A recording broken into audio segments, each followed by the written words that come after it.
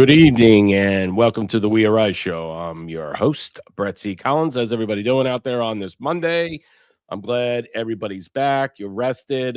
Friday was a good show. A lot of fun stuff out there. We were talking about. I'm glad to welcome you all back and welcome my co-host back for a long weekend. He was away. What's up, Marshall? How you doing?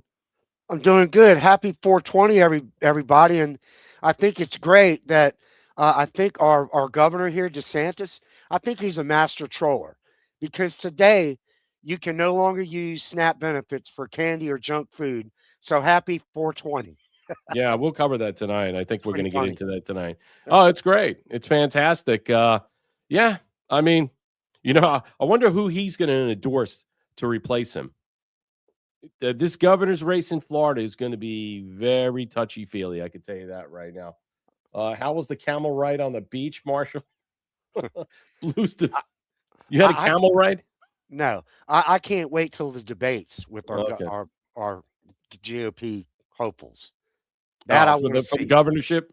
Yeah, yeah, Yeah. and Oh, yeah. I tell you, I'm really liking Fishback. I'm hoping I can meet him and get him to come on for a few minutes, but he's everywhere though. But he's saying some good stuff. We'll Yeah. see. Uh, it's just going to be. Yeah, I don't know what's going on. Is it me? I mean, I don't know where the numbers lie in this race and saying that Donald's is running away with it, and every time you turn around, there's another thing out of his mouth and saying that's going to be our governor.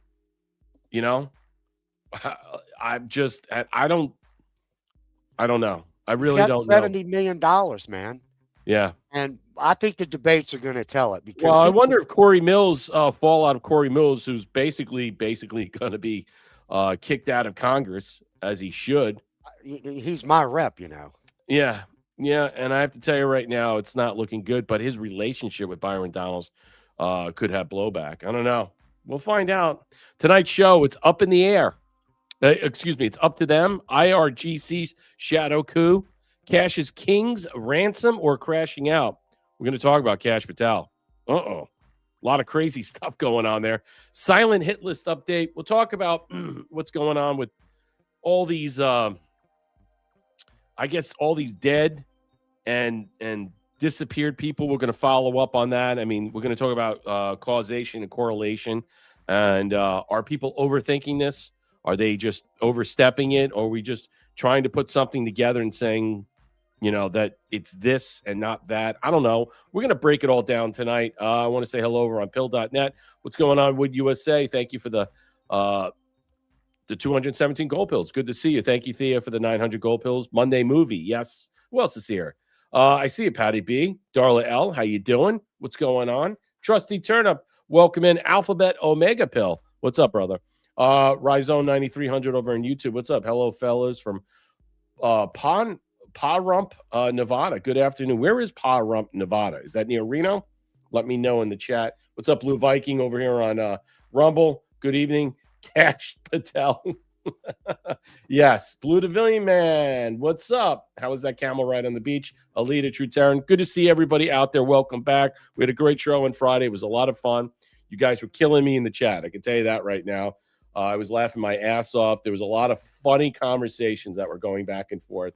And I have to tell you, I want to thank you. It was a pleasure to do that with you all. It was too funny. I wish All right, Bill so would let me read them. Because when I come back to read all the chat, it's all yeah. gone. It Oh, disappeared. really? Yeah. I can watch the show again, Yeah, I but it don't know won't why. show the chat. Yeah, I I'm don't know going. why. Well, I could see it on Anyway, my end, I think. Like it's all done, but I don't know why you can't see it. Yeah, I guess. anyway, Yeah, I that's will, weird that I don't know why you can't. I thought you could in should some be able way. to scroll back and watch it You from the should be able beginning. to, yeah, you should be able to see it. You could do that on Rumble, I think. I think you could do that on Rumble. So like, share, and subscribe. Drop us a gold pill, comments, questions, and concerns. If you want to help out on Rumble, you could do so. Rumble Rants. We're not monetized on YouTube, so just like and share over there or subscribe. That's important. And help us out with gold pills. You can help out marshallkofi.com/ShrimpDog74. Let's get into it. It's up to them. Trump is talking about this. I don't know where this Iran thing is going because apparently the ceasefire ends tonight or tomorrow. And apparently we don't know. J.D. Vance has not left. At least we haven't heard to go to Pakistan. So we don't know what's going on. A lot of the stuff that we're hearing simply the narrative. I think the conflicting, the let's put this in incompatible, contradictory, erratic, unpredictable, and irregular narratives that are just flowing out everywhere. We don't know what's going on, especially over the weekend. The Strait of Hormuz is open, it's closed. The IRGC starts shooting at a ship. You have the Navy taking over. You have Marines landing on a cargo ship, shooting a hole in it, capturing it, seizing it. I mean, it's just, this is the spoils of the war. We're going to get into it. But some odd stuff. And so the question remains, and this is the thing I think coming out of the weekend, I think that we all have to consider, because we aren't sure who's in charge in Iran, and neither do they. U.S. officials tell Axios. I think that's an interesting point that Axios is putting this out and stuff, because, we want to say that we kind of feel that we understand what this war is really about. And then the fog of war that is actually just descending upon all of us that we just can't see. All the smoke is billowing out and we just can't see through it. Like, what's going on? I thought this one guy was in charge, and now we find out the IRGC is saying, no, we're in charge, and they closed off this. So obviously there's something else that's going on. We're not really sure. The uncertainty is there, as the Axios article is putting out. But the U.S. official said Washington is uncertain who's in charge in Iran as efforts continue to secure a deal and extend to the ceasefire. I don't know if they do or not, but this is what Axios is reporting on. We aren't sure who's in charge, and neither do they. Wow. And that's going to have to work itself out.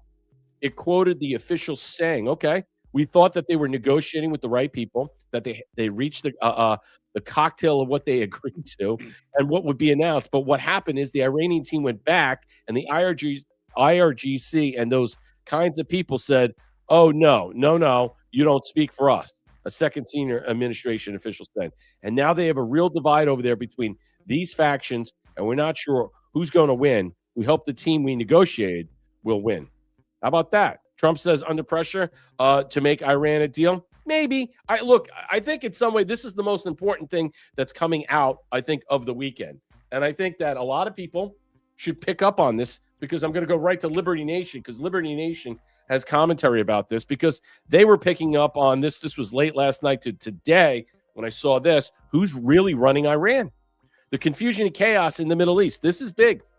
I think there is something to this, and I think we need to consider where we are, where this war is going, or this conflict is going. Are we going to have a ceasefire? Is this already done? Was this made as part of the addendum of the movie to continue on to make us realize that this type of internal strife is a good thing, that there's going to be an uprising, maybe a civil war? Some people say this is not a good thing. So we're just really seeing this now unfold as kind of just like a microcosm inside this theatrical masterpiece. The U.S. military seized an Iranian cargo ship on Sunday after it tried to defy President Trump's naval blockade. The development comes after the government officials from Iran said Friday that the Strait of Hormuz was open, but the military said no. On Saturday, it was closed. And what's going on over here? Who's calling the shots? Confusion and chaos seem to be the order of the day in the Middle East, but Trump isn't waiting for them to figure out. Dire straits. Liberty Nation News national security correspondent and former Deputy Undersecretary of Defense Comptroller Dave Patterson wrote last week, when the talks between the U.S. and Iran failed, the Trump administration took direct action.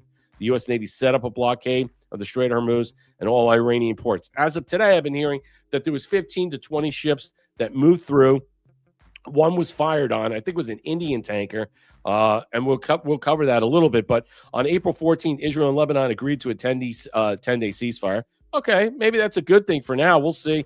On Friday, April 17th, the Iran Foreign Minister Sayed Abbas Argharachi announced the strait was open to all vessels. President Trump was pleased, posting on Truth Social, and you could see the market fluctuate. Iran has just announced that the strait is fully open and ready for full passions. Thank you. The market was thrilled. Oil prices dropped 11%.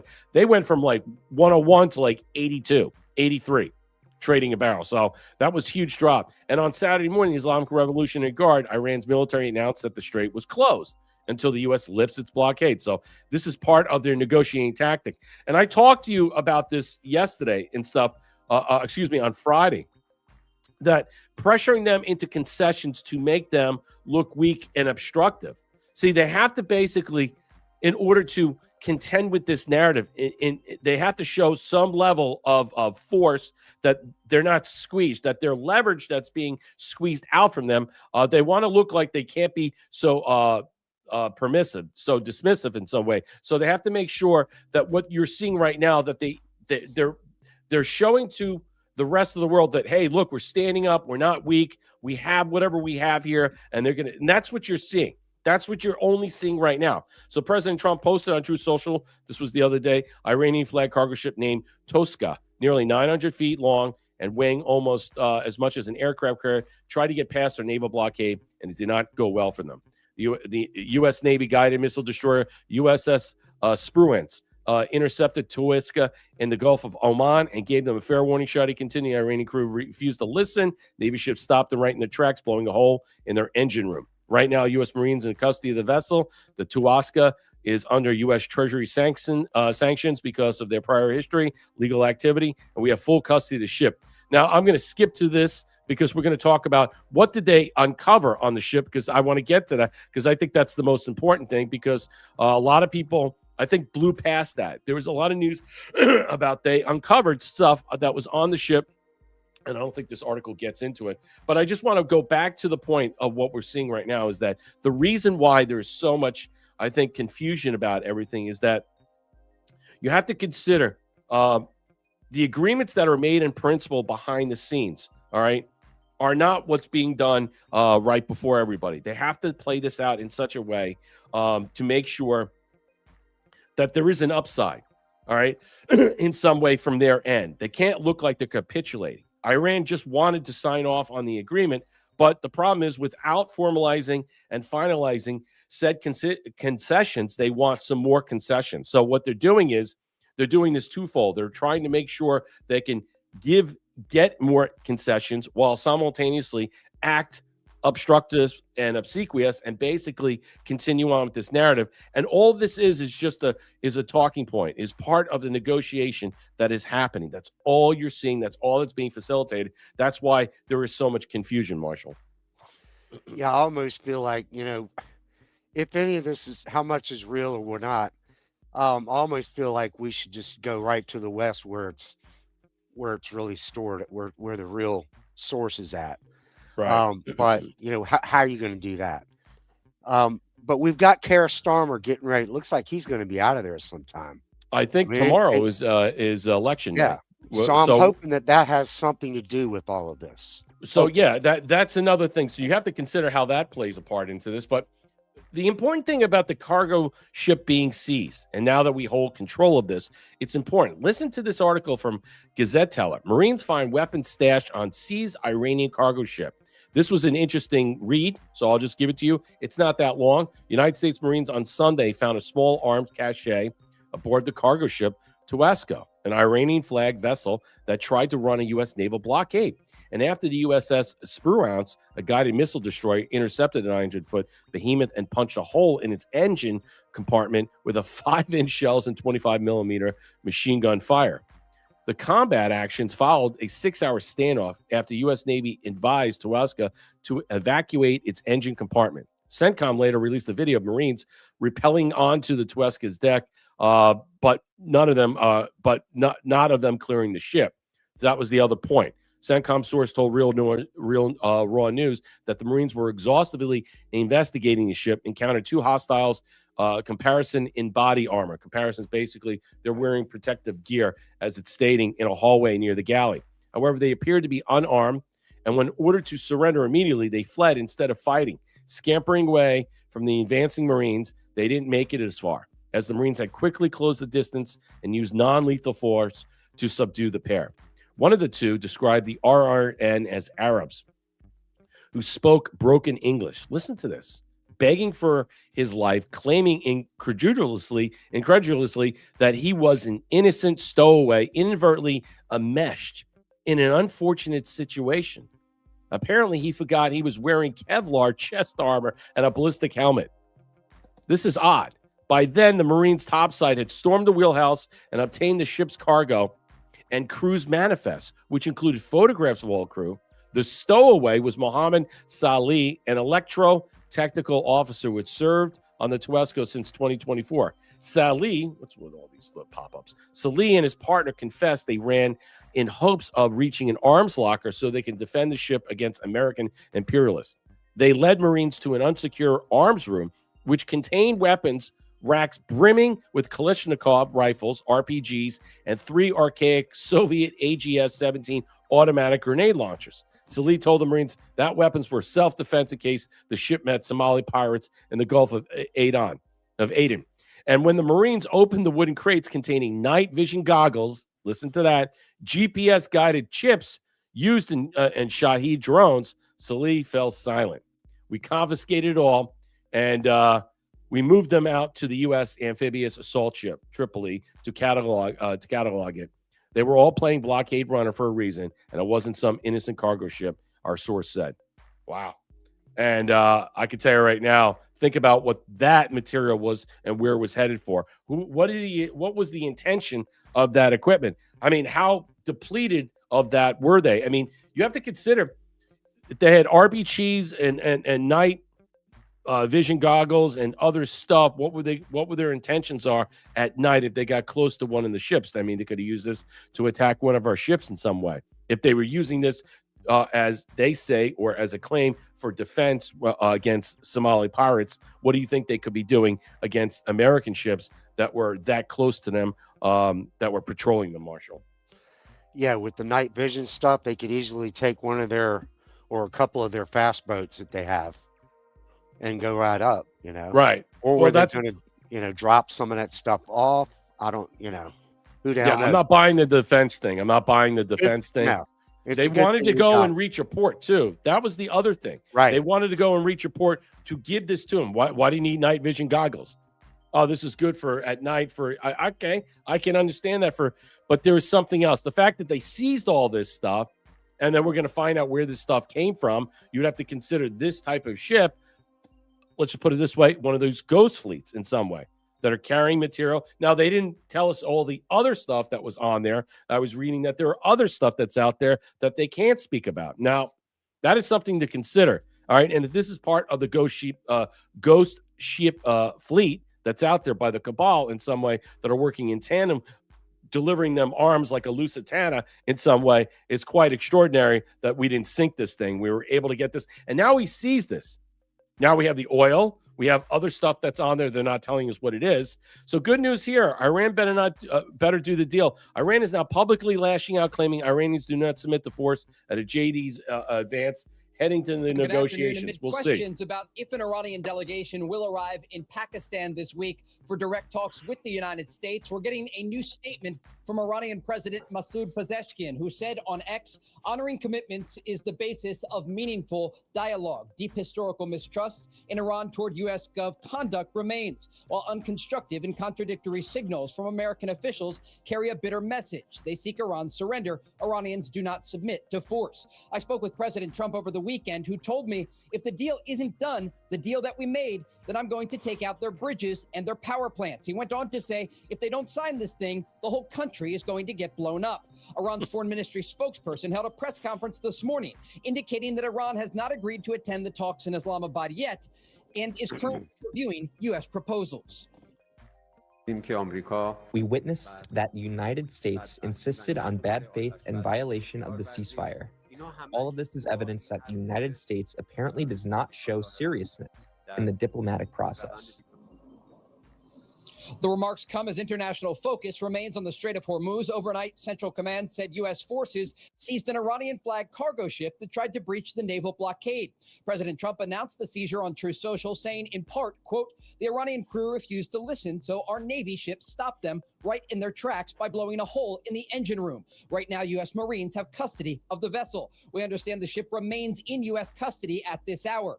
At least 24 other vessels were turned around over the weekend, complying with U.S. orders. The incident came 24 hours after Iran's IRGC fired on 2 vessels trying to pass through the Strait of Hormuz in violation of the ceasefire. Now, John, here in Israel, it is currently Yom HaZikaron, which is the Memorial Day for the Israeli people. Remember, since October 7th, Nearly 1,000 Israeli soldiers were killed in terrorist attacks or in combat. So for the next several hours, the Israeli people are marking this somber moment before Independence Day here in Israel. John. All right, we'll see what happens with peace talks if they do come to pass later. So what's your thoughts about that? I mean, we're going to keep the ship, obviously. I mean, that's the spoils of war. But the question will remain, okay? The question will remain, where does this go from here? Where do we take this ship to? I mean, obviously, we're going to take this ship to another destination so we can basically, I don't know, search it more thoroughly, go through it. What was the intention from them that we can glean from this in some way? I mean, is this going to be a bargaining chip? Are they going to decide, hey, we're not going to sign this now because you got one of our ships in some way? You know, we haven't heard any information that this ship in some way that was carrying this cargo or whatever they're carrying was part of their fleet in some way that they were allowed to gain access. We haven't heard anything about a flag. We haven't heard anything about the ship per se that was carrying this in some way. I mean, the term ghost ship that popped up in Venezuela and some was out there quite a bit, but we haven't really determined what this ship was about. Why was it necessary to go out this in some way? So there's still a lot of questions that are a lot of vague. There's a lot of vagueness out there that I'm trying to understand and stuff. And I think, is this going to be used as a bargaining chip? I mean, I can't imagine it will be, knowing full well right now, he's basically saying, we'll just obliterate the country, which is basically what I told you on Friday, that type of language is to maximize pressure with the blockade. You know, it's to galvanize the bellicose bravado and contentious attitude towards this to push them into this situation. Now, if nothing is signed in some way, I can't imagine we're not going to have more explosions going off. I mean, that's just the way I see it. I mean, he can't look like he's weak here. He's going to have to show them, hey, look, all right, if the IRGC is in control in some way, well, then we're just going to target them. But where do we target them? Are we really going to take out a desalination plant? Are we going to take out all these areas of energy plants that are going to need to be rebuilt? I just don't see that happening. Yeah, I think he's going to need to do something. Tomorrow night's the end of the ceasefire. Yeah, we're going to have to do. I don't think trying to negotiate with these people has never worked. We know that. So I don't know what, and again, this may have already been done. We've talked about that. So how this show goes, who the hell knows? I mean, I was hoping it was over last week. Yeah. Then all of a sudden it cropped back up again. And we got Bugs Bunny and the duck flipping the page. It's season. It's not season. It's open. It's not. No, I know. Well, that's the problem. I mean, that's why I was asking in the beginning of the show, who's really in control? You know what I'm saying? Who really has their finger on the pulse of this? So they're saying the IRGC is in control. I mean, they don't have a Navy. How are they controlling anything? I mean, what is it that they have control of? I mean, because the idea of what we see control of and what they see control of is very different. So the question is how Axios is putting this out there and downplaying this discussion. It's like, all right, well, how do they have control of anything in some way? If we have a blockade going, we're seizing all the ships, we're making sure this goes through. They fired on one of these ships. Okay, why don't we take out that whatever that was that fired upon these ships, another area and stuff? Where did these rounds come to hit the ship from? Did it come from the sea or did it come from the land? That was something that I was kind of speculating about. If they got no ships, what are they going around in like these little boats and stuff like that? I mean, I can't imagine that.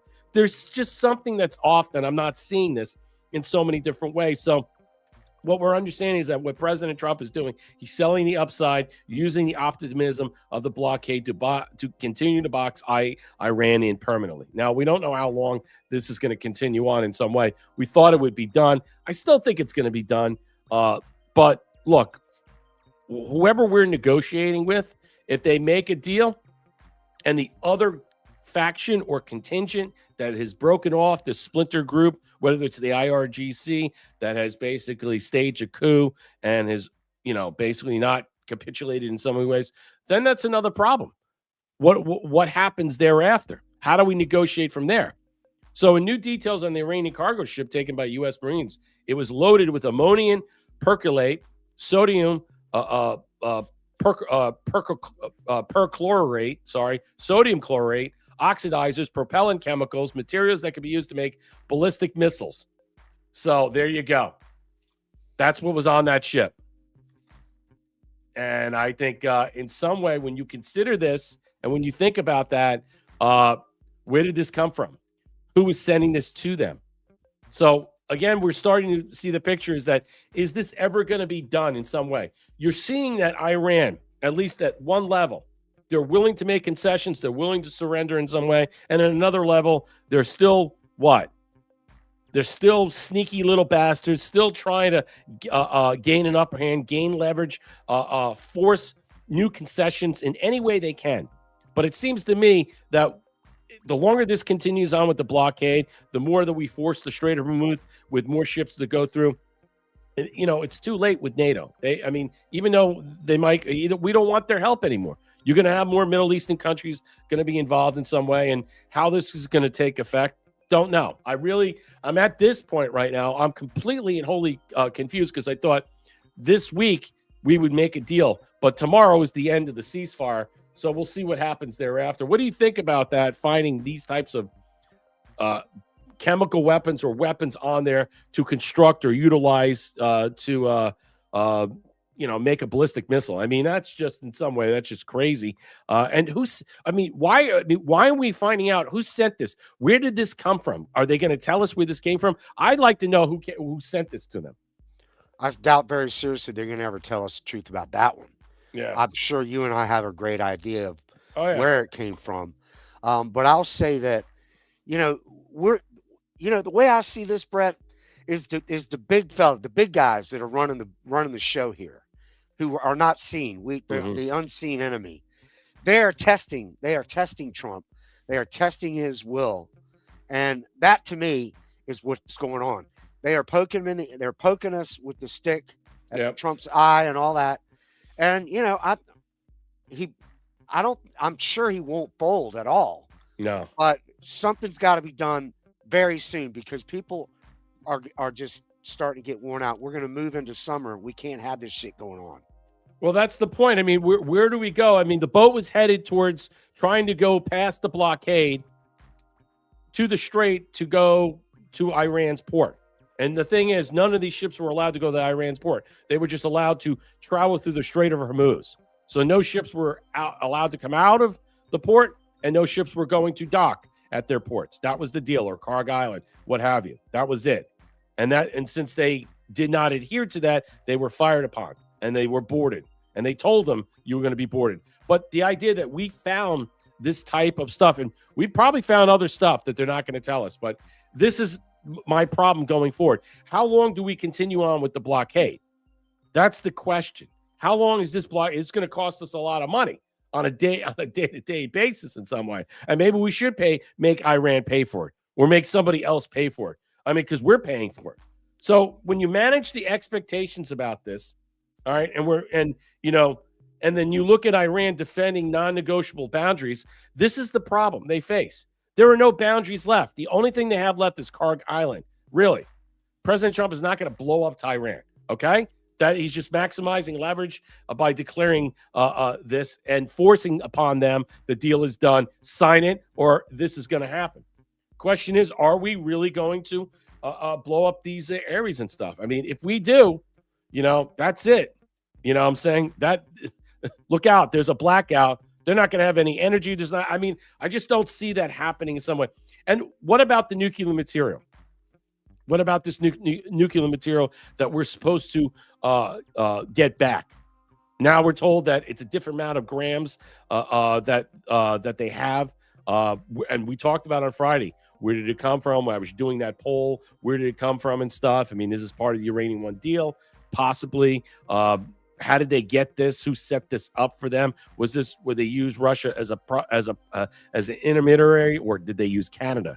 See, a lot of these different things that we're going to find out coming up. I mean, again, this is not going away anytime soon. I'm just concerned about how the market is going to be reflexive about this in some way, because again, the oil goes up, it goes down in some way, and everything is about how we manage these expectations going forward. Thank you, Senor Polo, for the can. did all these chemicals on the ship come from China? That's a good question. We don't know where they're coming from. We were asking that question. I don't know where they came from.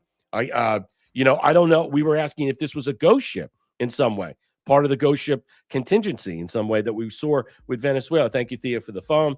Darla, gift of the shades. Good evening, gentlemen, everyone in the chat. Time's ticking away. I think things are about to speed up. Framing.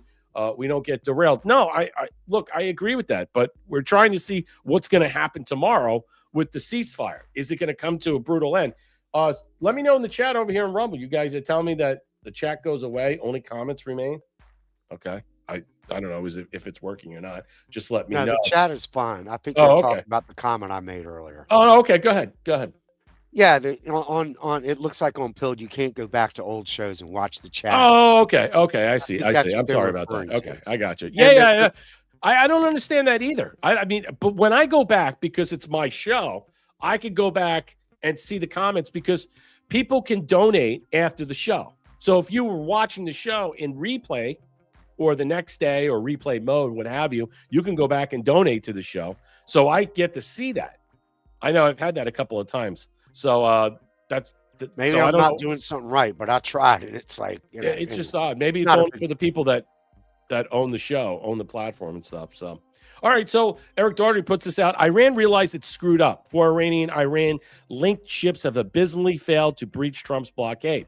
The IRGC for the past several days promised the world they would have full 100% control of the Strait of Hormuz and ahead of J.D. Vance's negotiations. They tried testing Trump's blockade, and the Marines surged onto the ship. The blockade is going strong. Nobody's getting through. Iranian vessel Tosca tried running the blockade, and the U.S. blew a hole in their engine room. Quite the statement just before negotiations set to begin in Pakistan. Is Iran panicked? Okay, we'll find out. 6 hours of American warnings. It's sanctioned by the U.S., by Britain, and by the EU. It was reportedly traveling from a Chinese chemical storage port, and it's been accused in the past. So there it was. Senior Polo asked that. It's coming from a Chinese storage port. Of transporting ballistic material. Now let's take a look at the bigger picture of where this all went down. Didn't actually happen in the Strait of Hormuz. It happened in the Gulf of Oman, and this is where the U.S. has set up the blockade line there for any ships coming to or from Iran. Now that blockade line goes from the tip of Oman to basically the Iran-Pakistan border. And here's what happened over the weekend. This is what President Trump announced in his Truth Social post. This is the U.S. blockade line. This is that ship, the Iranian ship, the Tuska.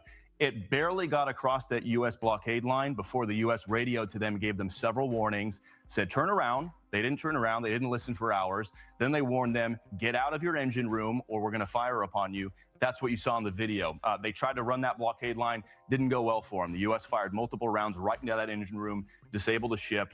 U.S. Marines took it over, and it is now in U.S. custody. We saw a video of them rappelling on that ship into the overnight hours. But that's not the only ship that has tried to run this blockade. In recent days, especially over the weekend, there have been at least 4 different Iranian-linked ships that have tried to go across this U.S. blockade, some of them successfully. If you look at this red one in particular, this is the tracking on those ships. That ship is called the Aquamarine. It's a Vietnam flag ship. It is also under U.S. sanctions. So the U.S. has said if any ships cross this line here, this U.S. blockade, they will be interdicted by American warships. So we'll keep an eye on those ships and see what happens to those ones. Also over the weekend, we heard the Iranians say that the Strait of Hormuz was open. Well, apparently it's not. They went back on their word. They said they closed it. These are 2 non-Iranian ships that tried transiting the Strait of Hormuz over the weekend. And you can see their tracking here. Once they got into the middle area, Iran, the IRGC interfered with them, forced them to turn back. See, what I'm trying to understand is what ships do they have left if we obliterated their Navy? We're told all their Navy is gone. So obviously from that area, from land to sea, they have some type of what? Smaller boats that they're able to interdict with certain weapons, what have you, to force the ship to turn away. Is that where we're leaning? I mean, I'm trying to understand because we're told that they have no ships left. So obviously they have something, you know, or are they firing upon from land into the onto sea, hitting these ships? That's what I want to know. I mean, what's the capability? Why aren't we taking that out then? So if they have actually, let's just say, sea or port areas and stuff where there are actually weapons there that are firing in these, why aren't we taking those out? Why do they still have the availability to shoot at these ships in some way? And if they do have small boats, Why aren't we taking them out with Black Hawks and Apaches or something else out there? I mean, if we control the air, these are the questions I want to understand, is that if we have control of Iran, why do they have some availability that is afforded to them that they can, in some way allow to operate and protect certain red lines that they're operating from, and put it this way, that they're defending these non-negotiable borders, as I keep suggesting, Marshall. Yeah, and at this point, it's becoming so hard to deal with because psychologically, because we just don't know what is actually real. Right. Because we can't physically be there to see for ourselves. So if you can, just like the damn NASA thing, if you're not physically able to really see it yourself, how the hell much of this shit do I even know is real? You could show. You got to throw in the NASA. Come on. Yeah, well, because it's fake as shit. I know. There's another thing that came out, blow your mind if you look that up. I have one thing that someone told me. Let me just say this, and you can continue. That this is the best way to deal with things in your life. Like if you have hate in your heart and you hate somebody or hate this or this, is that the best way is just to avoid them. So you'll less likely to grow that hate. It's the same thing with all the stuff that makes you upset and bothersome. I'm learning is to avoid the conversation about this, because we all know NASA is what it is. And so the only thing I would talk about NASA is about how other people explain it. But for me to discuss NASA the way I want to, I'm beside myself about how I think that it's almost embarrassing. It really just bothers my intelligence. Actually, it makes me subpar to think about that I can have a conversation about NASA without saying how they operate. So, on so many levels of deception. I sit back and say, and then anybody brings it up and stuff. We have to move the ball over to. There's so many other things that are happening up. President Trump talking about turning point. He said there's going to be UFO stuff that's going to be released, whatever the hell that is. We're going to talk about all these people that are dying. More further information, but go ahead, continue on. No, that's what it reminds you hate talk. I only like talking about how fake it is because it's and it's just ridiculous. And that's the way I feel about this stupid fucking stupid so-called war. Right. I mean, is it a war? Is it an excursion? He calls it an excursion. Well, an excursion is when you go to the Bahamas for a weekend. That's an excursion. Yeah, this is a 40-some like day excursion. Out of it. Yeah. It's like trying. This is just an excursion into Iran. Like you're setting your umbrella up on the freaking beach. I know. There on I just don't know how much of this stuff that I can really believe anymore. I think that's where I'm alluding to. A lot of this is going on, in my opinion. Yeah, a lot of this stuff is, there's so much agitprop about this war from both sides. I'll show you something after this. Let me play this. This is part of more of the chutzpah, the propaganda, all the BS that just follows through, that just is part of this. Look at this from Irascible. Go ahead and prove that, Larry. This is Larry Johnson. This is not a drill. Ex-CIA analyst Larry Johnson said there was an emergency meeting at the White House on Saturday where Trump tried to use nuclear codes on Iran, but was stopped by General Dan Kane. Wow. I mean, this is how nuts this movie is unfurling out. It's crazy. Emergency meeting Listen to how Saturday nuts night. this is. And apparently, one report coming out of that meeting at the White House is that Trump wanted to use the nuclear codes, and General Dan Kane. All right, let me stop there. Does anybody believe that? Do you really believe in any way?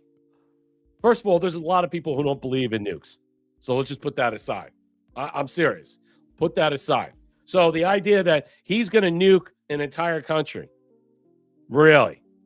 I mean, yeah, I know. I mean, seriously. Yeah, let's just kill. How many people reside in the country, or Tehran? 80 million? I don't know what the number is, 90 million. Let's just say 90 million people live in the country. I don't know. In the city of Tehran, how many people there? 12, 13? So you basically were just going to nuke something like New York City. That's what this guy is saying. Anonymous sources said. Exactly. This is what I'm saying.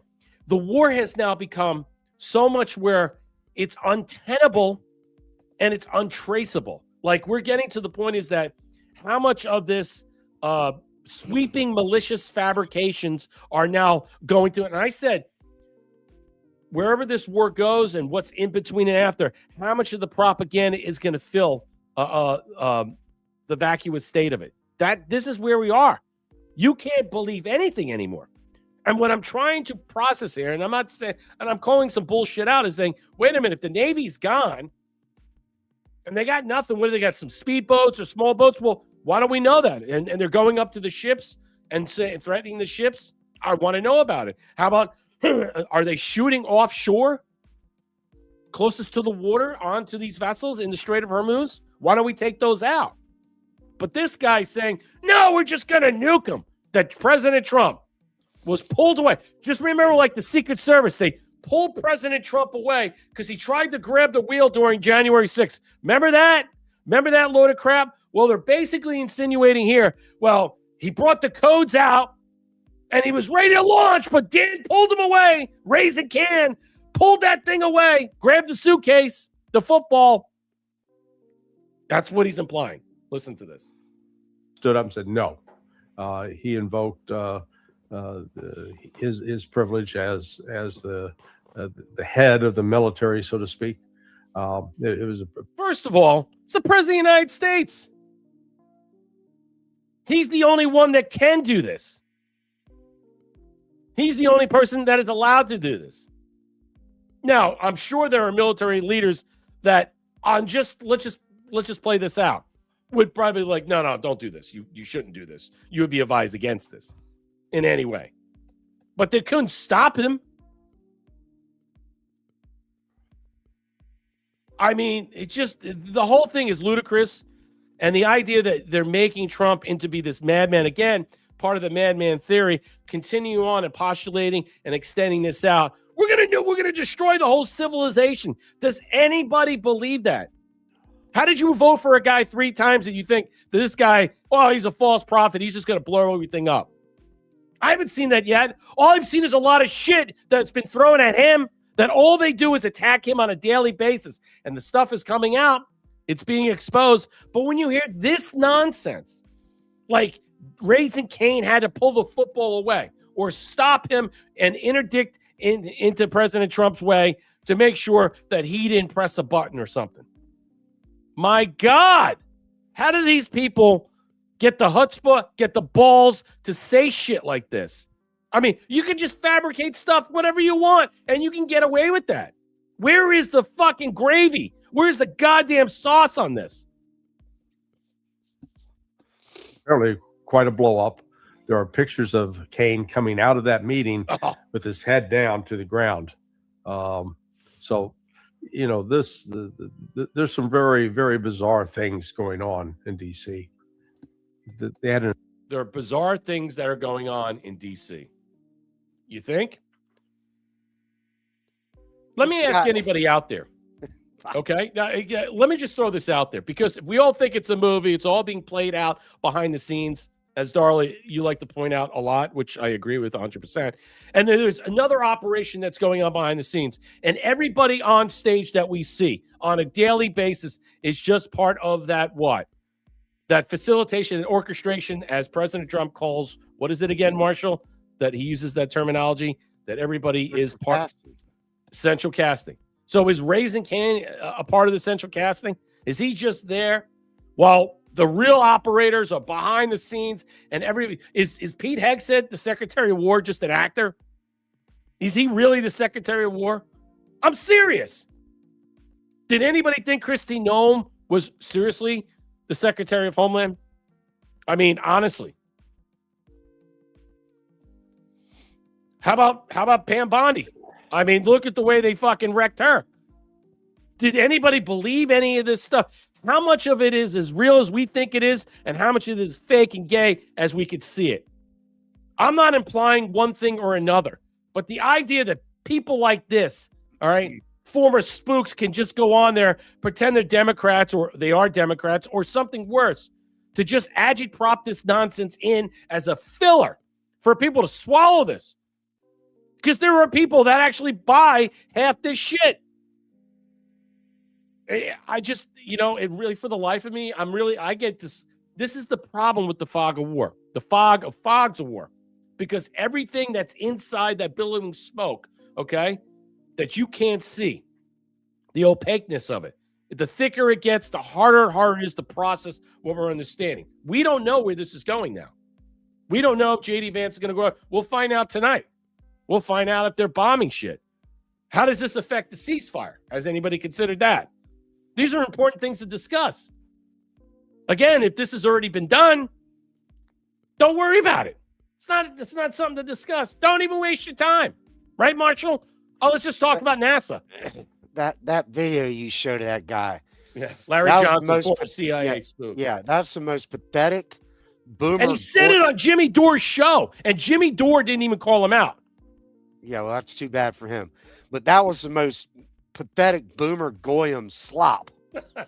That's the most Dirt slop. Goyim slop. Yeah. Boomer. I am embarrassed that my brother is a boomer, but he's not like that guy. He's Well, a that's Trump guy. but the problem is people are impressionable enough to believe that. They're very gullible to accept rhetoric. Oh, I'm from the CIA. And my inside sources told me Dan Cain was holding his head down, shaking his head, uncomfortably numb about the situation.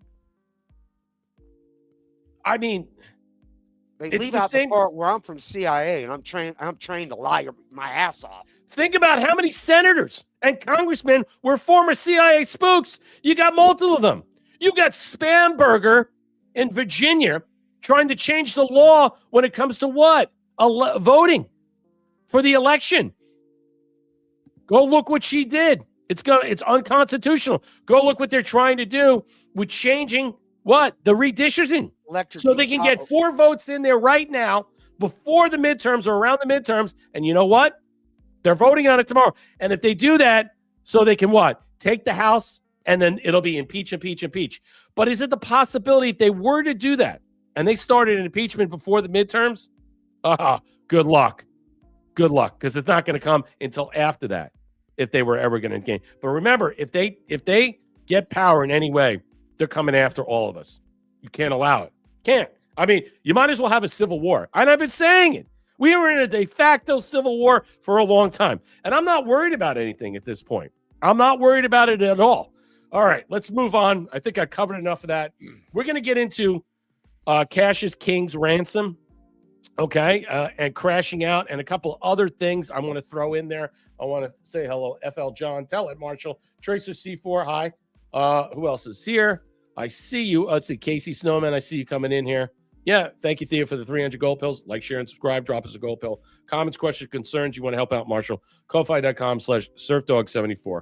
All right, let's move on. Apparently, Maria Bartiromo had a big Sunday show, okay? She had multiple people on her show discussing multiple topics, okay? One of them was Kash Patel. This was one with Ro Khanna, okay? Discussing the Iran war. Now, this is fucking funny as shit. So he goes, under President Obama, there were 14 wire transfers, calls him out. See, this is the guy leading the charge with who? Okay? About Epstein. And you want a serious guy, right? Who's leading the Epstein to get to the bottom of everything. You know, to make sure that all those women, all those victims, they all have a say. Well, none of them want to fucking come forward, put their hand on the Bible, take an oath, and swear under the threat of perjury, present testimony, because they have NDAs which matter nothing. They're meaningless. So this guy is a defender of them. Want to get to the truth now? They all want to do it as what? Agitprop to take down President Trump. And it failed royally. But here she goes. Swiss account linked to Hezbollah also sent pallets of cash in a plane. Kind of, Barack Obama was a great statesman. He was a fucking traitor. He sent them arms. Why is it? This is the guy who is the great defender of Epstein victims, defending Obama. Great statesman. Yeah, great statement for what country? Not for the United States. Let's listen to this. This is a beaut. suggesting that Obama's leadership on Iran was better? Because under President Obama, there were 14 wire transfers to a, hold on. There were 14 wire transfers to a Swiss account linked to Hezbollah between 2014 and 2016. That was a total of $1.7 billion. The same one. Not to mention, all right, Bo Bergdahl, look who we exchanged for them with the Taliban. Not to mention, how about the American ransom that was paid for the sailors that were arrested? Remember that? That were detained, illegally detained. We haven't forgot about that. That's what we give him there. My God, this guy, none of these people are serious people. They are so full of shit. And he's defending this guy who gave them what they are today. And we're fighting them now. And it's Trump's fault. $1.7 billion he told Congress was frozen Iranian assets. Now, there was a back channel to Tehran through Valerie Jarrett, active for 2012 to 2024. This was after he left office. So, it was almost like a shadow government. He also sent pellets of cash in a plane to Iran. Now, why would you send money to Iran knowing that they are building a nuclear weapon and they are the leading sponsor of terrorism? Barack Obama was a great statesman who left America much safer. I wouldn't put Donald Trump in the same paragraph. Are you? Oh, wow. These people have fallen so far off the cliff and so delusional. There's nothing out of their mouth that they can say. It's not only that, Hillary Clinton and Bill Clinton helped facilitate what? The Uranium One deal. That some of it went there. Maybe Syria. Maybe went from Canada to Syria to Iran. We'll find out. But they will defend these people no matter what. And they're fucking traitors. And when Obama is arrested, when he tries to dip out, and we hang this motherfucker once and for all these fuckers, they're finished too. This is the guy, the Epstein guy. All the people, Thomas Massey and this guy, they're getting them. They're out there getting them. They're fighting for these Epstein victims. And this guy says this shit. Are you fucking kidding me? What a joke. What an embarrassment, Marshall. It's pretty embarrassing that you see that these people, no matter what, and President Trump is right, they will stick together no matter what all the time, and they will not throw each other under the bus, and that's how they operate. Yeah, I don't believe there's an aisle per se. I think there's a handful of decent people that are left that are not treacherous bastards, but that's a small percentage in the House and in the Senate combined, or in Congress in general. When you think about it, it's a very small percentage. Overarching or overwhelming, most of the people that are in Congress, that is the House and the Senate, are garbage. They got to go. They are. They're garbage. They're thieves. They're liars. They're rapists. They're sexual predators. I mean, you name it, they are. And they will toe the line to sell you a load of crap because this is the guy, the Honorable Ro Khanna, fighting for women of Epstein's victims. Yeah. How well did that work out? And now defending Barack Obama for basically giving them as much money as they can so they could buy as much weaponry from other countries and act so duplicitously that he gets to sit there with that smug, arrogant fucking talking point. He was a great statesman. What does that have to do with anything that she just asked you? My first thought looking at that asshole is that we've got to do something to stop all these immigrants infiltrating our government. Mm-hmm. I am sick and tired of this shit. There's plenty of good people that are actual Americans that we should be getting in these offices, and they're being placed in there. And it's got to stop because they're taking over. And it's sick, along with the judges. Mm-hmm. And look at the judges. Our justice system is a mess because of this garbage. Anyway. Darla, I'll give to the can. These people are sick. MTG is now saying that Butler was staged. Yeah. So I saw that what she was saying. And you know what the funniest thing about all that is? She's like, well, doesn't Corey Compertor and his family need closure on that? I'm not going to disagree in the sense of the FBI is the one who shut it down. They just shut it down. We don't have any other information about that. Whose fault is that? That's the FBI. That's the Secret Service. They're the ones who handle this. So in some way, they're the ones she should be directing that at the FBI. not a President Trump. 2 other people were critically injured. Some still have wounds there. So to say that it's fake in some way, that this whole thing was a setup, was an operation in some way, all right, you could continue on with that narrative all you want. But the problem is, and what she's saying here and stuff, if she really wants justice for Corey Compertor and her family, well, then say that and go to the FBI and say, why did you shut down this? That was it. You cut out all this questioning and all this stuff regarding the Butler shooting. What about the phones? What about the house? What about the family? No one knows anything about it. So it's not like I'm not calling it fake, okay? What it is I thought the investigation was fake, meaning they just shut it down and they poo-pooed it. Eventually, that stuff has got to come out, maybe coming out at the end of his term. That'll be fine if you don't want to release it now for certain whatever. It's like that book that was being written that was shelved after the first term, that you're going to hear all the stuff regarding the assassination attempts, and they shut it down. So I'm sure that in the future, we'll probably see something like that come out, and maybe some great revealing evidence. But I think right now, we'll never hear anything about this ever again. I think that that's it. It's done. It's like the bomber. He might get away because President Trump pardoned all the January 6 people, and he might fall under that contingent. Can you believe that? And did they actually find the right guy? I don't know. All I know is in some way you have to consider what is happening right now. Not everything is what it seems. And apparently almost everything that we're seeing right now is definitely not the same thing.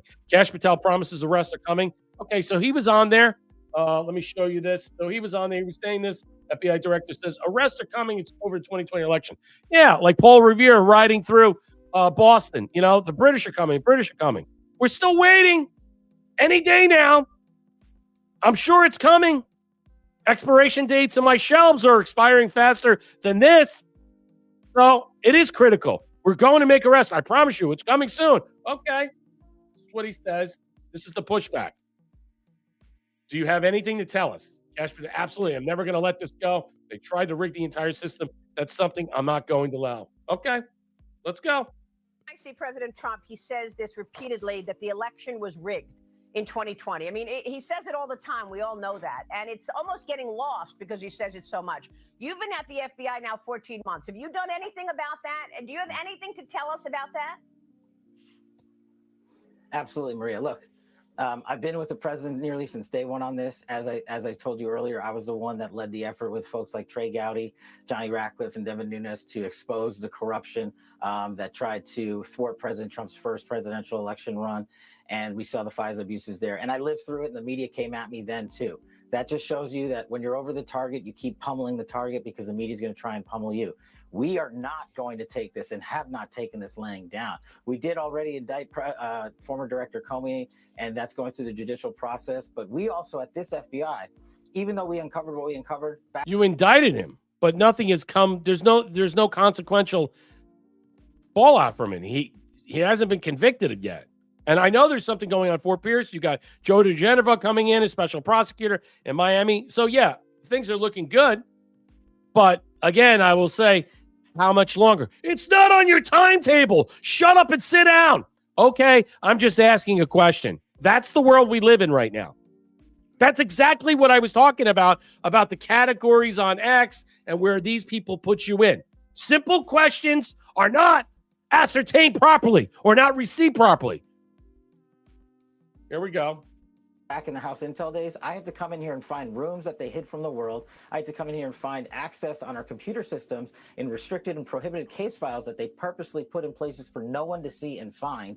We have found all this information. We are working with our Department of Justice partners, and I am never going to let this go because they not only have personally attacked the presidency of the United States and President Trump, but they tried to thwart our elections and rig the entire system. And that is not something that is going to stop on it. That is not something I'm going to allow on my watch. But you just have to remember, they built this disease temple over 20 and 30 years.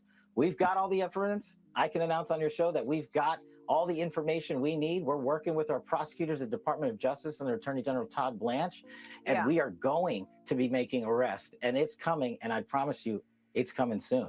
Okay. What's your thoughts? I mean, I don't want to hear anybody talking about shit anymore. right. I want to wake up one morning and I turn on the TV Mhm. and it says so and so and so and so and so and so has been arrested. Right. That's all I want to know. I don't want to know what you're going to do, what you're thinking about doing, whether you're going to bake cookies tonight. Mhm. I want to just wake up and see the fucking arrests or Right. indictments, whatever. I don't want to hear your happy talk. I'm Yeah. so tired of that. Yeah, I You know. want to turn people off, you do that shit. Well, that's the problem we face because a lot of the stuff that goes on as we continue on to stuff, this is the pushback. A lot of people feel bewildered. They feel like, when is this going to drop? I mean, we keep hearing it's going to happen. It's going to happen. You know, it's going to happen soon. Might happen tomorrow.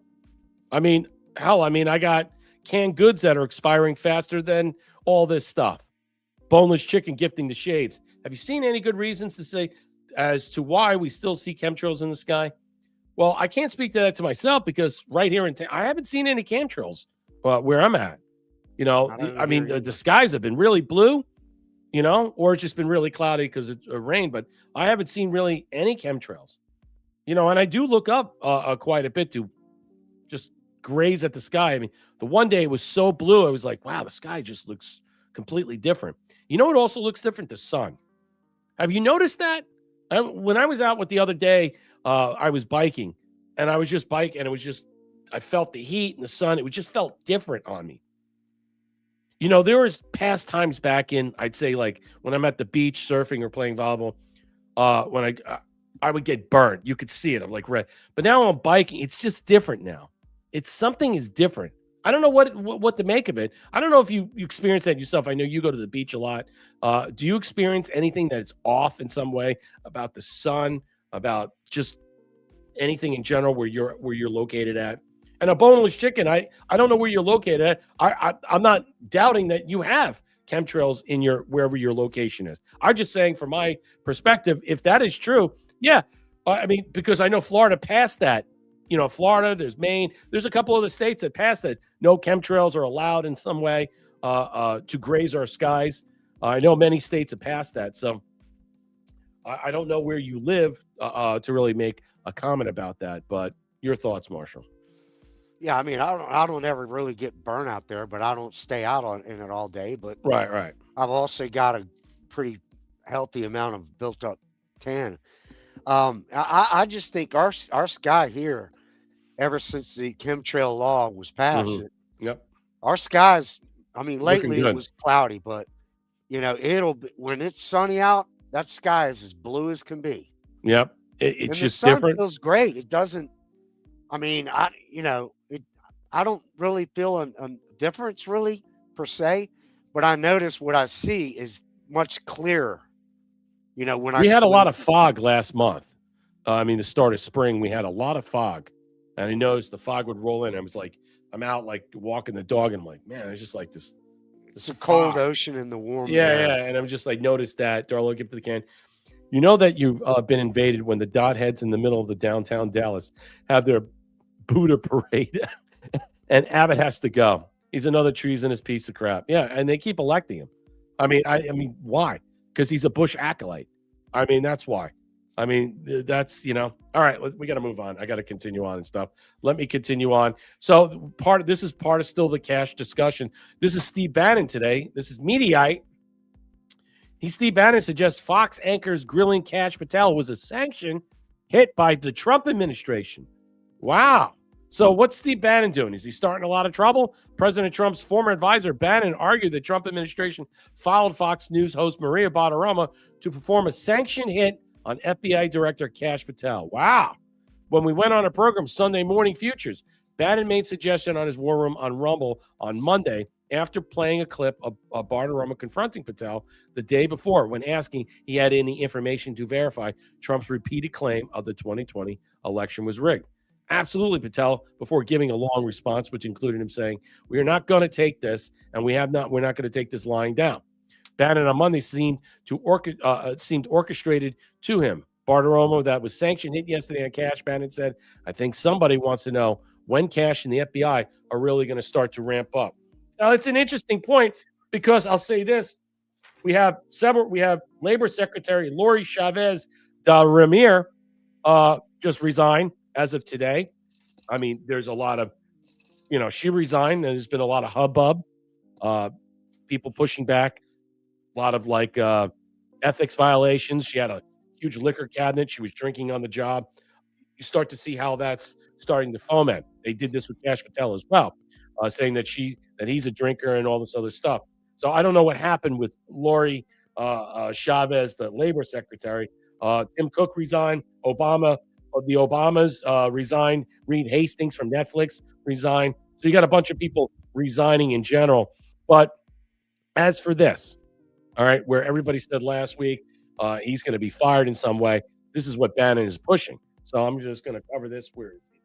All right, let me get to that. I mean, Bannon said, Maria Barra pulled a sanction hit. Let me see if this comes up and see him saying this. So let's listen to was that then Epstein's best friend DHS here. secretary was in testimony in front of the Senate, and I think it was Senator John Kennedy, who has a very theatrical style to him. Remember, he's very incredibly well educated. I think he went to Oxford, but he comes off, he tries to play Senator Claghorn, right? And so he literally eviscerated her.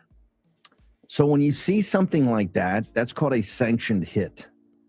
That is signed off on. They're trying to get some information out or trying to see exactly if somebody's really doing their job. Maria Bartiromo, that was a sanctioned hit yesterday on Kash. I think somebody wants to know when Kash and the FBI are really going to start to ramp up here. So he's implying that someone in the administration or even Trump himself wanted her to basically force Kash into some type of submission and grind this out in some way. I don't know. I don't think Steve knows, but he's making that argument. He's making that case. Bannon is basically saying that guy needs a haircut. I'll have to say that.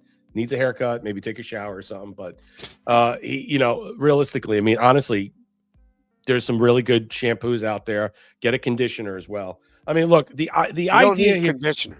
Yeah.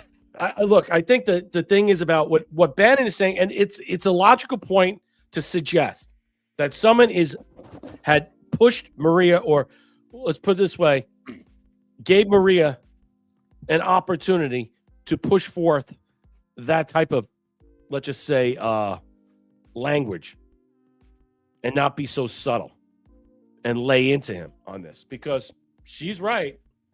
I don't think anybody's thinking how she came off talking to Kash Patel in any way, saying, when's this going to happen? Any day now. Paul Revere, British are coming. Yeah, any day. Today, Junior. I mean, any day. So I think it's a fair. I think she was good. She's right. When is this coming? I mean, we've been waiting for a very long time. We know there's evidence, okay? Because I'm going to get to you for the Slay News has one on James Comey and what Kash Patel talked about, all these burn bags and all this hidden information that they had to find. And I agree that they probably had to go through a large-ass way of submarining everything they could find. They had to go really deep into cavern dwelling and finding all these back rooms and hidden walls and all this stuff. They had 2 million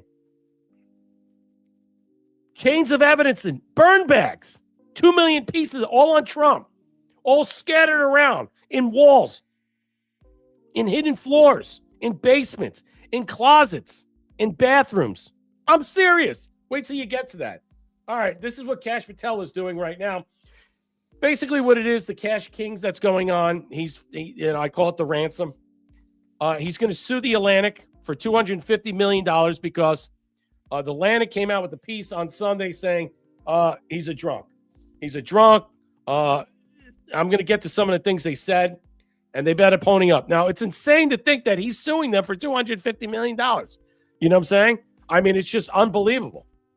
But we're going to get to, can they back this up? They're saying they have every piece of evidence. I wonder if someone was feeding them all this nonsense, and they're going to be able to find this fucking mole, hunt this bitch down, or whoever this motherfucker is, and hang this guy. Because this mole, whoever's doing this, that they seem to think they have good intel on. Look out. And I think this was set up in a proper manner. What happens if they were setting the Atlantic up on this for a COINTELPRO from their side? Hey, we're going to set up the Atlantic and let's bring them down. And then we'll sue them and crush them because the information is false. Consider that, because I'm considering that. FBI Director Kash Patel sues the Atlantic magazine over defamatory articles claiming he had a serious alcohol problem. Kash Patel sued the Atlantic magazine, or is suing them, over malicious and defamatory hit piece, alleging he has a serious drinking problem. While you chugging a beer during, what was it, the hockey game, or what was that, the hockey game? That doesn't look too good, you know what I'm saying, in some way. But I digress. The FBI Director 46 brought his lawsuit on money. It wasn't like a bottle of bourbon. He just slammed a beer. I mean, whatever. But anyway, Monday against his magazine and staff, writer Sarah Fitzpatrick, you're in deep shit, honey, accusing them of publishing an article that was replete with false and obviously fabricated allegations meant to drive him from office. Yeah. The article, shaped on April 17th, ran with the headlines, FBI Director is MIA, alleged that Patel has alarmed colleagues with episodes of excessive drinking, unexplained absences, because he's hungover. That's what they're saying. Fitzpatrick cited anonymous sources within the FBI. Patel's alcohol intake made him unreachable at key moments and complicated the manhunt for Charlie Kirk's assassination. Agents allegedly had to use SWAT breaching equipment to break down his door on one occasion. I mean, this is all funny. I mean, this is comical. I mean, do you buy this? I'm just saying. Spiraled into a nervous breakdown when he mistakenly believed that he'd been fired by President Trump, the article claimed. Now, I want to stop there, and I want to say this. Is it possible, Marshall, that there was a COINTELPRO, some type of mole hunt in some way to draw out the Atlantic and use this type of false allegations, you know, this deception management onto them and give them that so they can run a piece like this, okay, unbeknownst to them that they know it's all fake and false, that they will run with this and then use that person, whoever that person was, whether they were a mole or not, to forward this out or to set them up? I believe it 100%. Okay. I mean, I don't see any other real, because look, being a drinker is very low-hanging fruit for Washington, D.C. When you've got Pelosi walking around half drunk all fucking day. She's got a bar and got her own built a freaking bar. And yeah, and they all drink. She's got a traveling bar with a butler that goes place to. Yeah, No, you can go in. It's like a nightclub, and then they have traveling butlers. They walk around. I'm like, what is this? A nightclub? I'm getting a VIP table. I'm like, yeah. Can I get the staff shot girls over here? What the fuck is going on? They should ban. I'll be honest with you. They should ban alcohol in the house. I'm serious. They should ban it. Yeah. Because they should. You should ban drink alcohol after work. They should not allow. Dude, why? That should be a dry run place.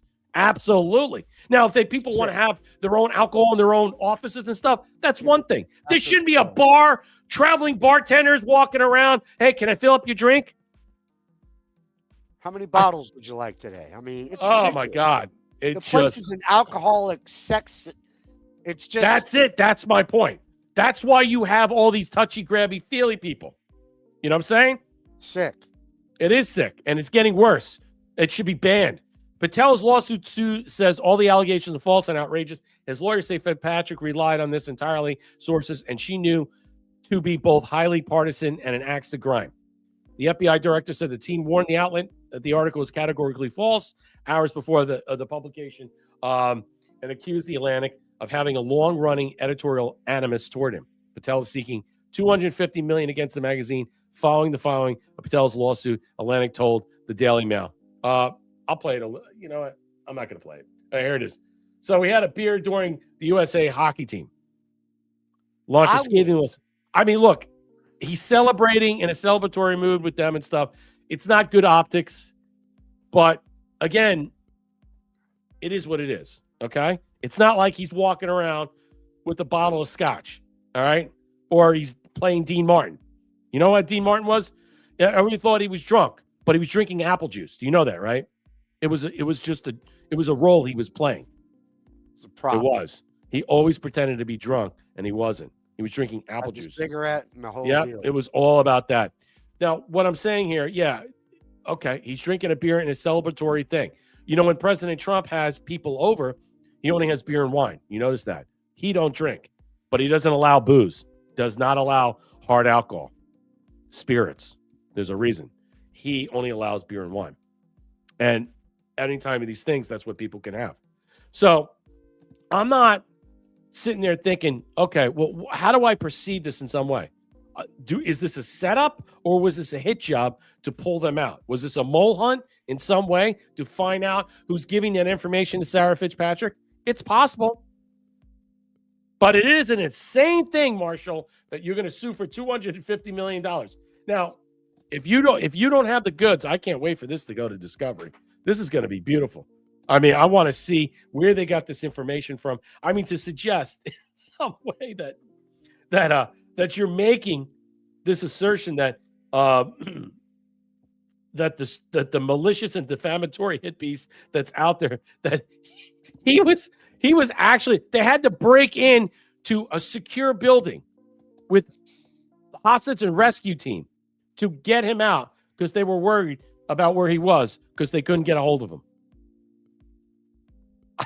Okay. I mean, all right. Moving on. Talk made me shit. It's just so. I hope he does get the Atlantic. Okay, well, following up, here we go. Trash shit. Here it is. Megan Bashem.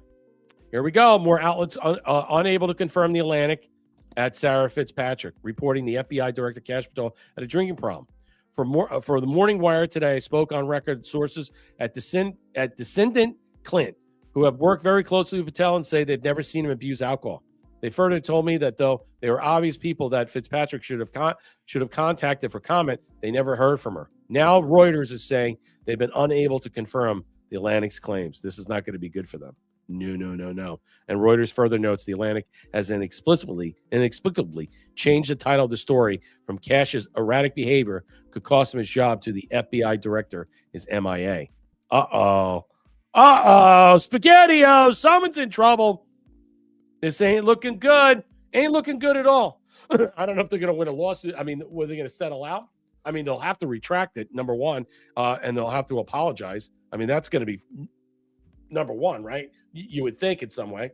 All right. Speaking about the FBI as we move on, because I got more subject matter and a lot of interesting conversations I want to talk about tonight that are going to be different. Yes, we're going to talk about what the FBI knows about Bigfoot. I saw this. This came into my fold on Popular Mechanics, so I had to discuss it because everything is so fucking out of control, so weird. I don't know what to say anymore. It's completely just, absurd to think that everything that's going on in the world today. Here we go. The FBI has secret files on this. I'm going to play this. This is good.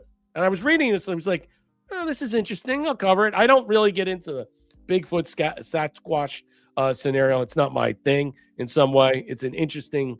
Like NASA. Yeah, it's exactly like NASA. It's something I avoid. I just don't. Doesn't irritate you as much, though. No, it doesn't. But what was revealing about this was what the FBI had information that was accumulated. See, that's what I want to see. See, that to me makes for a bigger story. The FBI's FOIA vault, featuring 22-page Bigfoot file documenting from 76 to 77 exchanges prompted by the media coverage of alleged Sasquatch evidence. Oregon's Bigfoot Information Center, 15 hairs on skin, to the FBI after press attention. The FBI's lab agreed to test the sample. The FBI concluded hairs were from the deer family, not Bigfoot. But devotees believe that more files exist. The FBI's vault is a fascinating corner of the internet and a fantastic waste of time. The Bureau's Freedom of Information Act library houses thousands of previously sealed or long-buried files on very famous, very dead celebrities, criminals, politicians, and other persons of interest. And they're all on display for free public pursual, which is how you certainly find yourself scrutinizing reports on everyone from Capone to Anna Nicole Smith for 3 hours one afternoon, no judging. Now the FBI usually doesn't make such documents public until after the person dies, which makes one such release from the vault glorious. 22 pages concerning a creature called Bigfoot, particularly notable for two reasons. It appears to be confirmation that Bigfoot is dead and Bigfoot was real. The mythical creature known as Bigfoot, or if you prefer Sasquatch, Yowie, skunk ape, Yowie, long murky history. People swear they've seen him for centuries, usually in the woods in North America, often in the Pacific Northwest. And the part hairy ape, part hairy human, part hairy bear thing has inspired such fever among his fanatics. Bigfoot's official file, which we gleefully examine in full, like the proud investigative journalists, we are mostly follows the correspondence between the Bigfoot Information Center and the Exposition, the BIC, in Dallas, Oregon, and the Dalles, Oregon, and the FBI Scientific and Technical Services Division. All right, seems something out of the X-Files. This is why I find it interesting. and the Scientific Services Division from 76, 77. We kindly to set the record straight once and for all. Inform us the FBI has examined hair that might be that of Bigfoot. The results analysis were. Please understand that our research is serious, that this is a serious question that needs to be answering and is an examination of hair or opposite. By the FBI does not in any way, as far as we're concerned, suggest that the FBI is associated with the project or confirms in any way the possibility of existence of a creature known as Bigfoot. See, they can't even go to that level. They can't even touch that. They don't even want to posit a theory in such a way. All right. In 76, the BIC director, Peter Byrne, requested the FBI test this strange hair. We do not often come across hair with such able to identify in hair we don't know, and about 15 hairs attached to a tiny piece of skin. It's the first we've ever obtained in 6 years, and we feel may be of importance. In a letter back to Byrne, the FBI made it in its lab primary conducts exams for law enforcement agencies in connection with criminal investigations, but eventually agreed to inspect the hairs after several newspapers like the New York Times and Washington Star News brought light of Bigfoot's existence. Eventually, after 7 months of follow-up, which are documented in the file, the FBI delivered the results to both Byrne and the organization that supported the research, Applied Science. Sadly, Bigfoot was a bust. Okay? So they did testing. So the argument about this is, and I'll put this in the chat, because this is a really good illustration of understanding. Why would they test something that they patently believe did not exist? Why did they go out of their way to appease the masses, to want to go forward with this in some way? Why do this? Why give it the credence, the mere preponderance of something that is, from their standpoint, that is categorically false, that doesn't exist in some way, but yet to push the narrative that we got to test it no matter what? Now, outside the scientific method and the theory and all the stuff they were going through, what was their reason and rationale? Why would they do it? And why cover this up? Why cover this up in so many ways? Your thoughts, Marshall? Well, this Bigfoot guy, I mean, I can't believe for what? My whole life, this story has been going on for this long. Right. I mean, I'm to the point where maybe some black guy that just want to get out of the hood and get away from the hood and just go live in the mountains. I'm not saying that I don't believe that there are probably cryptoids out there in some way that we don't know about. I mean, but what I'm saying is this whole story in some way, what I find interesting is that the Bigfoot phenomenon that really was in the 60s and the 70s and 80s that grew in lore in so many ways. Why did they, and it was put into the UFO tinfoil hat people. Why would they go forward in some way to subject themselves to such, delusions of grandeur, let's say, and test something like this, knowing full well they would be on the record about this and later this would be released in some way? Or did they come back to make sure they proved the positive and negative to discount what that was out there? See, that's the other thing. They do like that COINTELPRO. So a lot of stuff that you see is not necessarily for you. It's for them. And whatever they are or them is in some way, did they get the results that they needed? And they came back saying it all was inconclusive? It's something to think about. Because why do it in a public setting? It's the same argument what's going on with all these people that have disappeared. And we're going to cover that tonight. I'm going to get into it. But Sounds at the like moment, they're trying to cover their ass. right. Exactly. They're actually trying to get. Look, it's okay. It was all, whatever. Right. Exactly. So, Darla, gift of the can. Nino had a child rescue person on his show, and what he saw standing on top of a mountain was a giant Bigfoot. He said it was shapeshifted to a tree and back. Very interesting story. I don't know who Nino is. I don't know who that person is, who you're referring to, but shapeshifted back. Okay. All right. I mean, all right. The tree have a face? I mean, exactly. I mean, what I mean, I don't know. I ain't mocking. I'm just. I don't know. I mean, people see stuff all the time. I mean, I don't know what to make of that. I don't know what to make of that. I mean, shape shifted into a tree. Now, I wouldn't be shocked that if you do see some of these things that they don't blend in. That's why it's very hard to see. I've seen video footage of things that are moving and stuff. I don't know if that's Predator, I don't know what it is. That there is a story about something like that I read about. I forget where that was. It was during a school football game, and this woman was in the woods hunting. It was actually on Missing 411, the Politis, one of the Politis movies.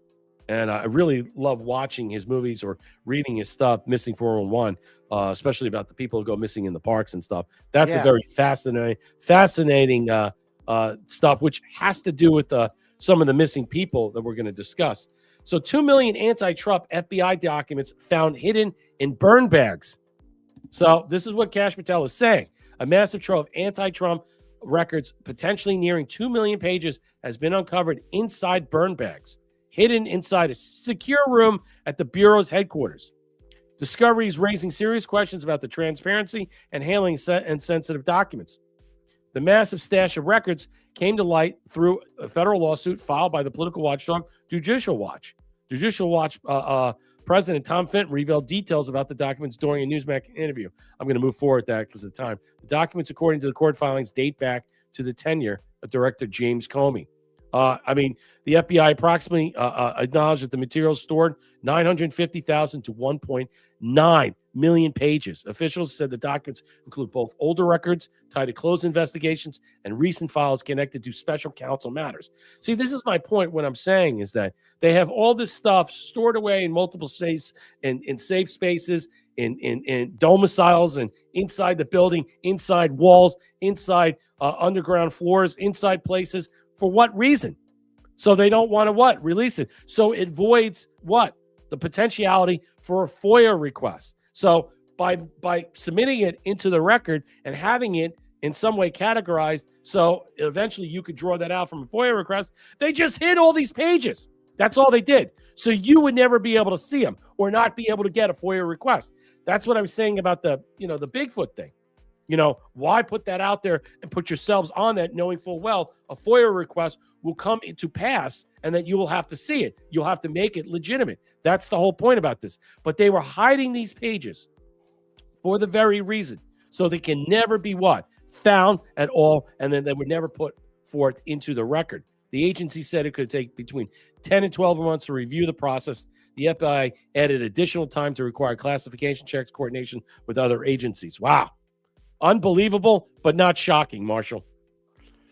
What I think is, I think they should take the Pentagon and have everybody that works there leave the premises, go to a temporary facility, and then we should sweep that whole building, the whole facility. I know it's big. So I mean, like you just said, in the walls, in the basements, under the floors, and this and that. I think it should be completely searched, like up and down. I guarantee you would find so much shit, and just remove the staff, maybe have a different facility temporarily. They've got empty buildings down there. I would think that would be better than having these people around while you're trying to find what you're looking. I got you. Darlell, gift of the can. I sent you a DM of one of the videos. Brett, he's a professional Xboxer. Oh, okay. Now a podcaster. Yes. on YouTube. Check him out. Reminds me of you. Laugh aloud. Very passionate, I might say. Okay, I will. Thank you. I appreciate it. All right. Let's get into other stuff. Talk a little bit about Israel, what's going on in Florida with the anti-Semitic laws. Absolutely disgraceful, violating our First Amendment rights. And I told you this is going to happen. I do not know the defendant in the case. This is Anthony Sabatini. He's a state senator of Florida.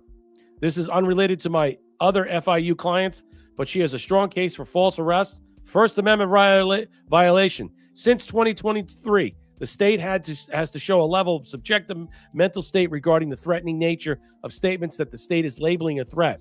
They must prove recklessness as to whether the statement would be perceived as a threat.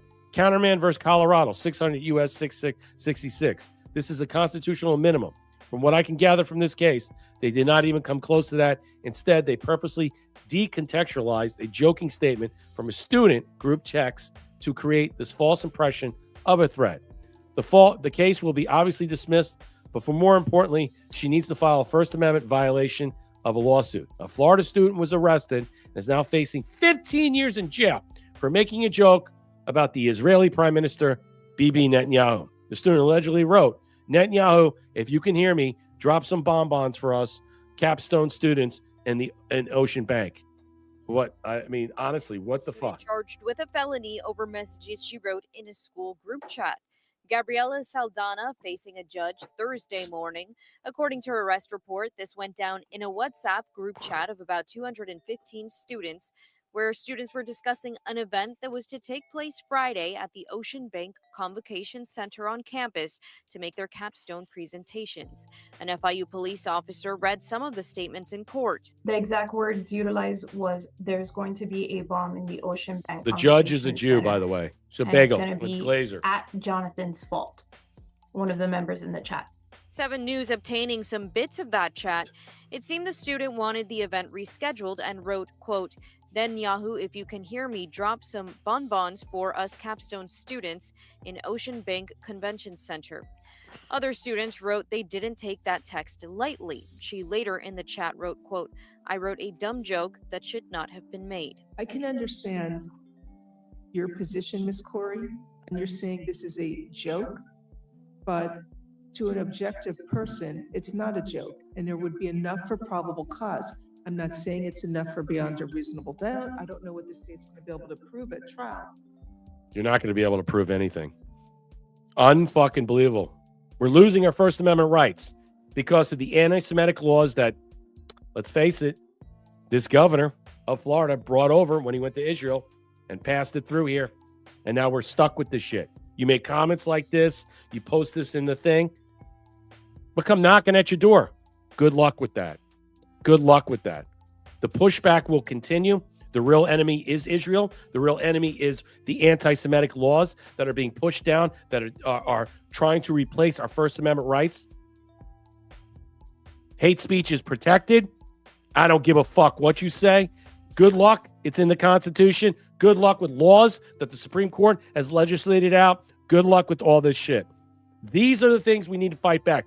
Anybody protecting anti-Semitic laws, I'm not voting for you. No. Byron Johnson, you want to protect that stuff? Good luck. Donald's, whatever the fuck your name is. Talking about. I'm just disgusted right now. Yeah, this is embarrassing. This is problematic, and this is where we're headed.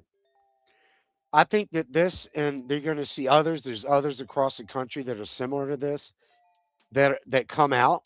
I think this is stuff that people need to see so that they can understand who their enemy is and who they're against. I don't think that this will never go through, for one. And there's other parts of this case that weren't really mentioned that had some legitimacy to it. But for that lady, see, this is why I think that, and look, I don't think that women should be judges. And not ladies out there, you know, it's not against you, but women can be very emotional and they can, but the other one is judges like this should, there should be some kind of criteria that you have to pass more than what we have to be a judge. You can't just go in there and this, like I mentioned earlier, our justice system is screwed up.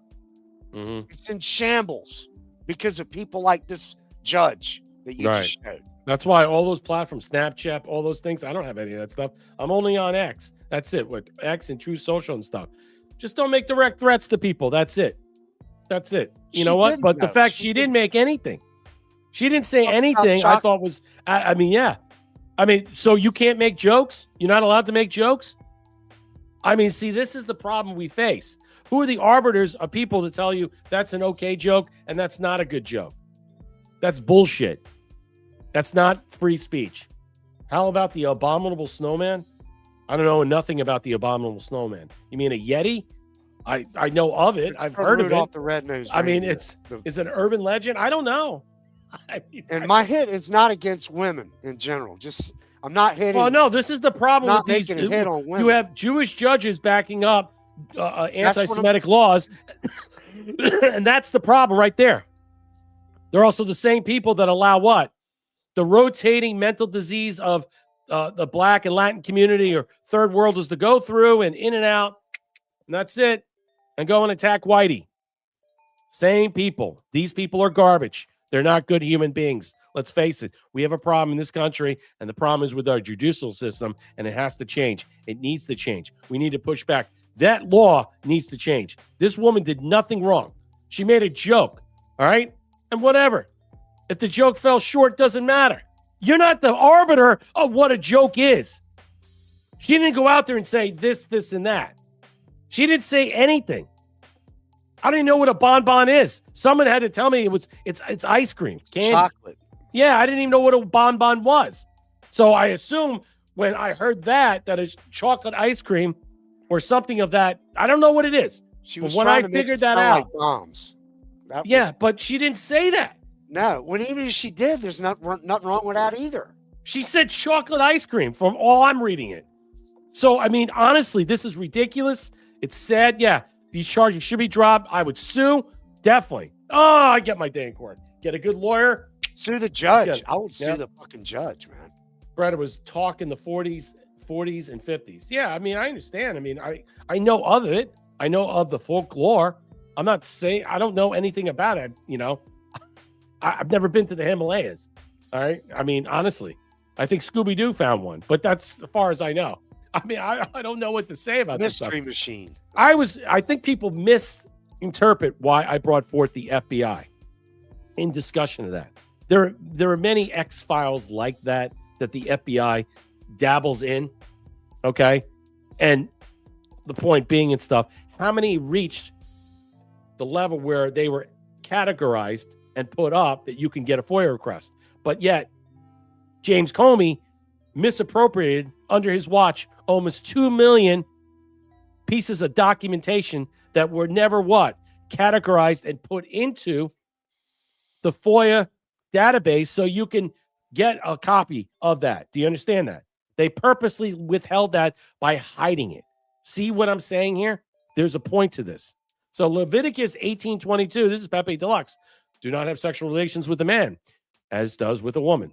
That is detestable. Yep, that's homosexuality. Leviticus 20:13, if a man has sexual relations with a man, as one does with a woman, both of them have done what is detestable. They both put to death. Their blood will be on their own heads. It's likely they don't understand that Sodom and Gomorrah's story.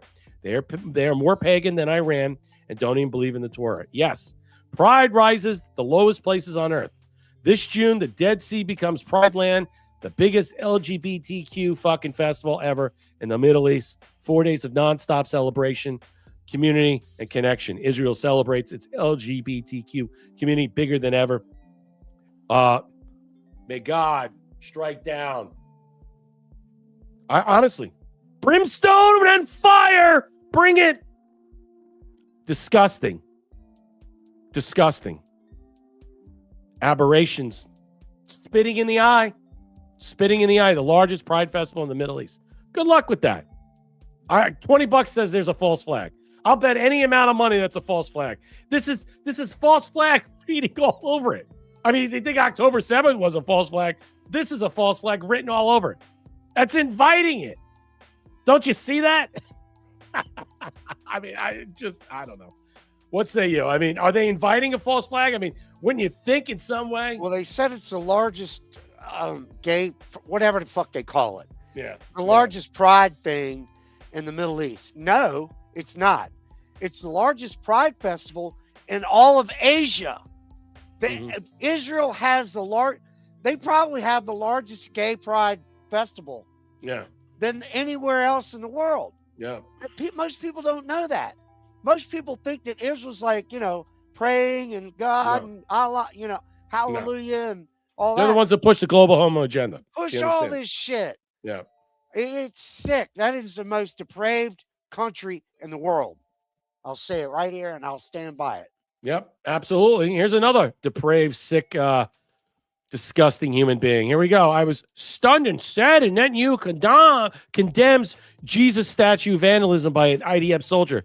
He was stunned and sad. And it's like, I'm shocked. I'm shocked. There's gambling going on here. That's what he's saying. He's being what? He's not serious. I'm stunned and saddened. He is not. He's completely fooling you. He doesn't give a shit. He condemns the Jesus statue vandalism by the IDF soldier, vows harsh action against the offender. I'm sure you do, BB. Israel Prime Minister Benjamin Netanyahu condemned the vandalism of Jesus Christ statue allegedly by an IDF soldier in southern Lebanon, says he was stunned and saddened. Yeah, because there's a lot of Christians in Lebanon. Do you understand that? It's basically a big fuck you to them. They don't care. Stunned and saddened. He's hypocritical and opportunistic. It is no way that this guy actually has these sentiments. A criminal probe has been launched with the promises of strict disciplinary action. The incident sparked backlash after a viral photo showed the statue being struck. There you go. Hey, maybe you should turn the IDF soldier over to the Lebanese. Let them deal with it. Benjamin Netanyahu strongly condemned the vandalism of a statue of Jesus Christ carried out by a soldier. I mean, honestly. Whatever, right? Whatever. I mean, know thy enemy. You know who that enemy is. We all know who that enemy is. Where's the judge for that? Where's the judge? Yeah, exactly. Exactly. Where's the judge for the Christians? Exactly. Bring me the judge. Show me the judge. Why don't we bring him over to America? Yeah, let's extradite that fucker. Yeah, can we do that? For the sake of all the Christians? Where's the Catholic Church? You know what? The other cult, the biggest cult out there. Where is the Catholic Church opining in this matter? Where's Pope Leo? Nowhere to be found, right? Fucking Catholic Church. They're just as bad as those people. Yeah, they are. Yeah, that's true. They're just as bad as those people. And you know who those people are. Yeah. So there you go. They push all the NGOs, those two countries. Yep. They work in unison. And they sell the shit left and right. In the International Fellowship of Jews and Christians, all the money goes to Jews, just saying. Yep. It starts today. Florida bans soda and candy from food stamps in a historic first-in-nation Maha victory. So you'll probably see less black people and third worlders in 7-Elevens. They're actually closing 645 stores in the United States because all these stores were connected to EBTs and all these other, what's the other one? It's EBT and something else. What's the 4-letter one? Snap. Yeah. So they're canceling all that. So 604. So basically all these stores were built on a grift. And so now all these things are going away. So you probably see less third worlders and black people in your stores because there'll be less money and less junk food that they can fucking gnaw on. And hopefully people will start losing weight, eating healthier. I mean, this is smart. Banned items include sodas, energy drinks, candy, prepared dessert, cakes, cookies. Who buys this shit in the store anyway? When I go out shopping, I never buy any of this stuff. All right. And I don't have EBT or SNAP. I don't even drink soda. However, sports drinks, sparkling water drinks with 50% off, more fruit juice, coffee, tea are still eligible. Yes, sparkling water. Yeah, I wonder if I drink. I like Spindrift. I like the apple and the lemon. I wonder if that is covered up, but it has no juice in it, and it's like one thing of sugar in it. The coffee, tea. USD Secretary Brooke Rollins praised the move, saying the administration is taking bold, historic steps to reverse the chronic disease epidemic. Kennedy has been more direct about the problem, pointing out the SNAP has historically used taxpayer dollars to subsidize products that fuel diabetes and obesity. Not just that, to fuel what? To subsidize These Big chain companies. stores like Walmart, 7-Eleven, all these other stores that were profiting off the grift and the graft because they were accepting all these things. And that's why they're no longer going to be viable. And we're probably going to see more chains go away because a lot of this stuff has now withered and died and they won't be operational anymore. And it's fantastic. Good. We need real food, mom and pop coops with local farmers. I'm all in it. I'm all in it.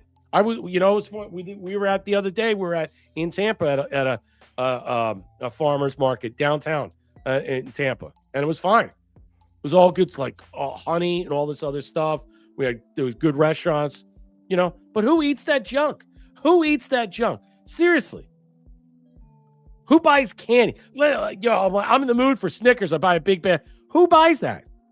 I mean, honestly, I don't even eat ice cream. Seriously, I don't. The only thing I like is what's the Italian stuff? Gelato, but still, that's not even good for you. And the ones at the store are just as bad. If you can go to a good Italian place to find one, it's okay. But I haven't seen a good gelato in a very long time. All right, good stuff there. Good stuff there. I think it's fantastic. I'd like to see more of that. Maybe just Africa. I forgot the country, but it was all over. Okay. Yeah, and all these producers that make Doritos and all these candies. Yeah. All this crap. Now you're going to see all this shit. The prices are going to drop, like chips and all that garbage. The best thing, Brett, out of any of this is that people will learn that they're eating poison. Yeah, I know. Killing them. I don't think they care. That shit either. I don't think they care. Yes, Alita, I buy blueberries, raspberries, bananas. My wife likes strawberries. Yeah. Bonbons. I didn't even know what bonbons were. Yummy chocolate-coated ice cream. That's probably why I didn't know what it was. I didn't. You don't know what bonbons are? I'm like, never had it. I thought when she was reading this, I didn't know what it meant. Like, she's talking about chocolate ice cream. I was like, are you fucking kidding me? He got arrested for talking about chocolate ice cream. What I thought they were. Yeah, I mean, I don't know. Like I said, I mean, all those eclairs. I don't, what I'm saying? Like everything you get from the ice cream truck, all that stuff. Poison. But I'm like you. Yes, exactly. I love yogurt, plain yogurt in the morning with the little granola, blueberries, honey, organic honey, raw honey. Way to go. Love it. It's always good. Yeah, I mean, that's the stuff you buy. It's like, who goes down those aisles when everything in the middle of the store is garbage? Everything on the ends is where you go. Yep, that's where you shop. All around the edge. The first thing I go to is produce. That's the first thing. Then next, dairy, and then the meats. That's it. That's where you go. Everything else is garbage. Garbage. I like popcorn, but I know it's bad for you. I do like popcorn, but I know it's bad for me. Okay. Continue on. See, and I think that's the point. You're forcing people in these situations that have the viability and the accessibility to purchase these items with these EBT cards and SNAP. And now when you remove that and limit what they can have, you force them in a position, hey, look, either eat healthy or die. I mean, that's the bottom line. You know what I'm saying? You can't buy cigarettes with, you can't buy liquor with, you can't buy beer with, you can't buy wine with, you can't, force these people into some type of submission where they're, hey, you know what? Try eating the blueberry once in a while. It tastes pretty good. It's got natural sugars in it. Where they actually learn. And when they learn, they'll be like, damn, I've been doing this to myself all these years. Yeah. And look how bad I look. Look how fat I am. Yeah, exactly. I mean, wouldn't it be great to be thin instead of fat? And damn, man. I know. So this comes out from legal insurrection, something sinister. House Oversight now is getting involved. So James Comer of the chair of the House Oversight Committee. The chair of we investigate a lot, but we don't get to the bottom of anything other than a bottle of bourbon. That's what they get to the bottom with. They don't find anything out. They don't get to the bottom of anything. So purposely, this is going right to them. So we'll never find out anything. We're very concerned about this. This is a national concern. We would suggest that something sinister is happening. Here it is. House Oversight Chairman James Comer. This guy doesn't get. They don't find nothing out. Confirmed the committee will investigate 11 scientists who have either died or remain missing. These scientists have ties to nuclear space research sparking national security. The committee will seek information from the Department of War, FBI, Department of Energy, NASA, since the missing people primarily have affiliations with those agencies. Let me say that. Several officials unnamed. Okay, let me get to this. Hold on. So we're finding out right now, because I'm going to break this down. We were very concerned about this as a national security thing, blah, blah, blah. This would suggest that something sinister is happening. Hopefully, with our bully pulpit, we can maybe bring attention. That's all it is. All they do is whip up attention to have anyone know. The only people, I mean, the FBI is supposed to investigate this. That's it. But we don't know what's going on with that. Have them contact Congress so we can determine this. We know there are many countries around the world that would love to have our knowledge and nuclear capabilities come ahead. And these are the people that were at the forefront of it. So now they're suggesting this is nuclear secrets or advanced rocket tech that recently died or disappeared. That's how they're painting it. Right away, he's painting this, that this is nuclear material, Department of Energy, that these people were working from these types of programs. This is not the case whatsoever. You have to fashion that the idea is that a lot of these people that were connected to JPL, the JPL employees of the Jet Propulsion Laboratories that work close with NASA on technology, could be anti-gravitic technology. It could also be secret propulsion systems that basically that operate on, let's just say, free energy. Basically, if it ever came out or was released, it would basically plummet the market overnight. So you have to consider McCaslin's disappearance. Let me go back to this because I want to make some comments here. All right, because I'm going to show you something else. McCaslin's disappearance. Unpaid advisor to Tom DeLonge's to the Stars Academy of Arts and Sciences. You know, Tom DeLonge was. He's the rock guitarist from that one band. I forget the band. Anyway, he was connected to Monica Jacinta Reza, who died. Okay, I think she died in what? In 22 or 23. The diversion of the two material processing groups at NASA's Jet Propulsion Labs. So there's the director of materials. She went hiking with friends in a national park. So Mike David Hicks, Jet Propulsion Lab, also deceased. No autopsy, no official cause. 2024 July. Frank Malwood, JPL employee, no autopsy, cause of death, nothing.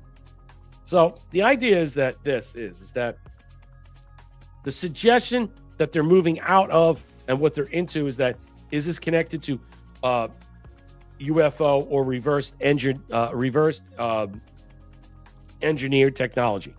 It's more plausible that they were working on reversed engineered technology, or let's just say propulsion systems that are very private and secret and clandestine in some way. And so a lot of this stuff is meant for us to postulate theories and stuff. Well, this is connected to UFOs. No, not necessarily. In fact, I think it's less likely connected to UFOs and more directly connected to secret space programs that operate, so under the radar, proprietary technology that corporations operate from, just like JPL that works with NASA in some way. But then you got many other groups that are out there that work on these black budget programs that get money from Congress or basically are sent out there that go through the Department of Defense and out the back door to these corporations. So the question is, between the correlation and the causation principle, is there a direct causal effect of all these people? Well, let me say this. Not all the scientists, are all of them are scientists. Some are contractors, some are other people. Not all of them work for the same agencies like JPL. So the question will be, where is the evidence connected to? Are they just perceived connections? What's the association we are not seeing? Again, what is the direct causal effect? You got missing versus dead that span over years, random intervals of time.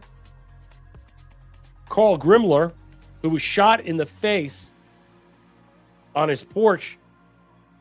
The guy was trespassing, possibly stalking him, was the day or two before was nailed for carjacking or just had carjacked somebody before he did this. Is there assertion to make that this is any way of a hit, a targeted hit? These are the things that I'm just throwing out there because I want people to understand. In order to make these suppositions, just because two variables are correlated does not mean they are related. That is the correlation and causation principle. There is similarities. Some work together, some were scientists, not all, and not all work together. And the intervals of time, are different. Marshall, your thoughts? Well, to me, it looks like this is a cleaning of the house. They're trying to cover their ass on their grift. Mm-hmm. That's to me what I see. NASA wants to clean up all the loose ends, get rid of anybody that might say something, because it's coming to an end for them. And I think that this April 1st Artemis bullshit launch or whatever was part of all this. It was part of all of it. Okay. $25 billion a year. Mhm. They don't want to lose that grip that they've had since I was a kid. Or since Is we it were 25 billion? Wow. 25 billion a year. Wow. So to me, I think they're trying to clean up loose ends. Mm-hmm. That to me is what it looks like. Well, loose ends that what? But how are these people in some way a loose end? Do they have direct knowledge of propulsion technologies? Okay, that are so advanced. Okay, reverse engineered, what have you, whatever technology that are not oil, gas related, diesel, nuclear related. They're completely on the forefront of Star Trek technology, stuff that's way beyond that we can understand and process in some way. And then if any of these people were to speak about it, okay, in some manner, become a whistleblower like this guy we're going to cover, well, they end up finding themselves where? Disappeared or dead or missing. And that's where we are right now. I think it's a combination of that and the 25 billion. Yeah. You've got technology that they don't want us to have, Mhm. because the oil business and the coal business would probably go out of it. They would never. Well, the economy would collapse overnight. It would, right. Exactly. So because people would be pissed. They're like, wait a minute, you dumped this onto the market. All Okay. the- Free energy, right. free technology, and everything would collapse because people were like, why would we want this? We want this. We don't want to pay for this shit anymore. I don't want to pay for. I've always said we're going to move into a new world where heating and cooling your home is going to be a totally different thing than we are integrated now. I think we're in the middle of a transition towards Absolutely. all of this. Yeah. And you can't just lay it on it. No, you can't. You said the collapse of the economy would happen.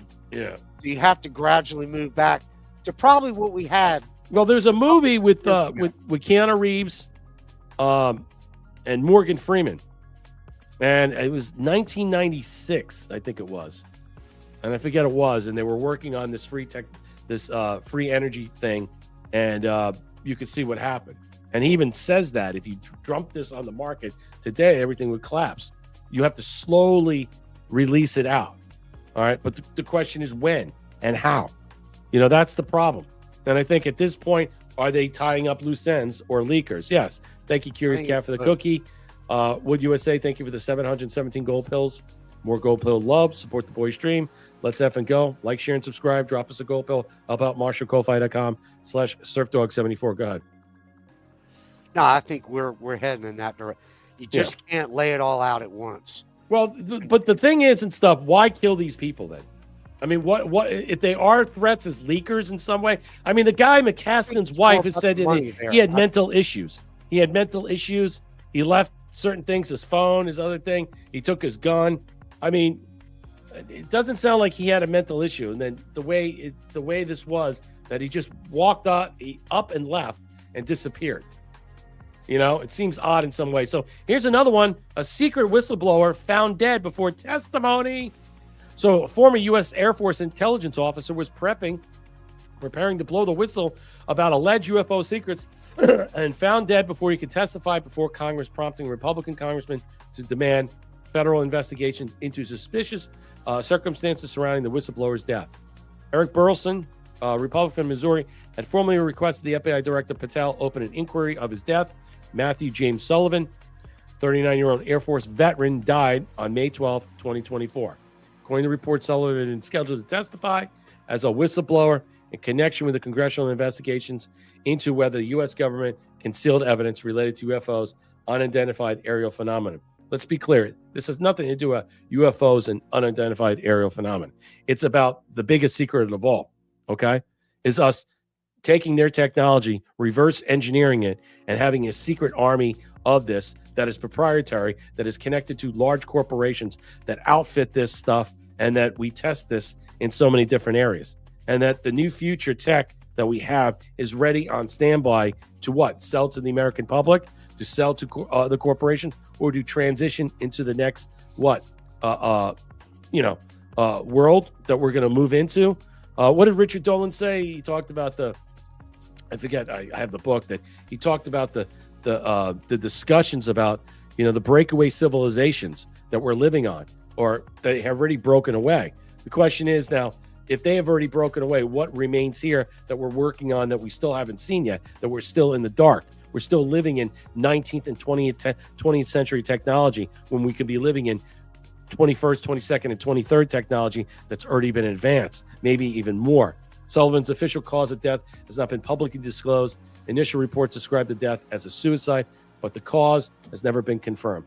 Okay, I'll just leave it at that. There's just more of these types of scenarios that are coming up. And you know what? It's not about if you can move the UFO lore out and put this onto the side, it's about the technology. It's about the energy. It's how you utilize this and you're traversing the skies. When you think about that, how do you charge for free energy? How do you profit off that? How do you make a dime off of that? It's going to be very hard that you're going to run a meter on that. Think about that. They figured it out with what? Electric, because it still operates off of coal. When you plug in your electric thing, I don't have to put gas in there, but it still runs off of coal. What do you think powers electricity? So when you consider this is something so breakaway that a new technology could be in position that we have that we don't need to plug in, turn a light on. There are things that it'll be automatically free. It'll just be condensed into the situations we're living in. The hidden technology is free energy. That's what it is from the ether. Yeah, that's the bottom line. That's where it's all at. That's the fifth element, by the way. When you consider that and understand that, that's where this is. That's where it makes and breaks things.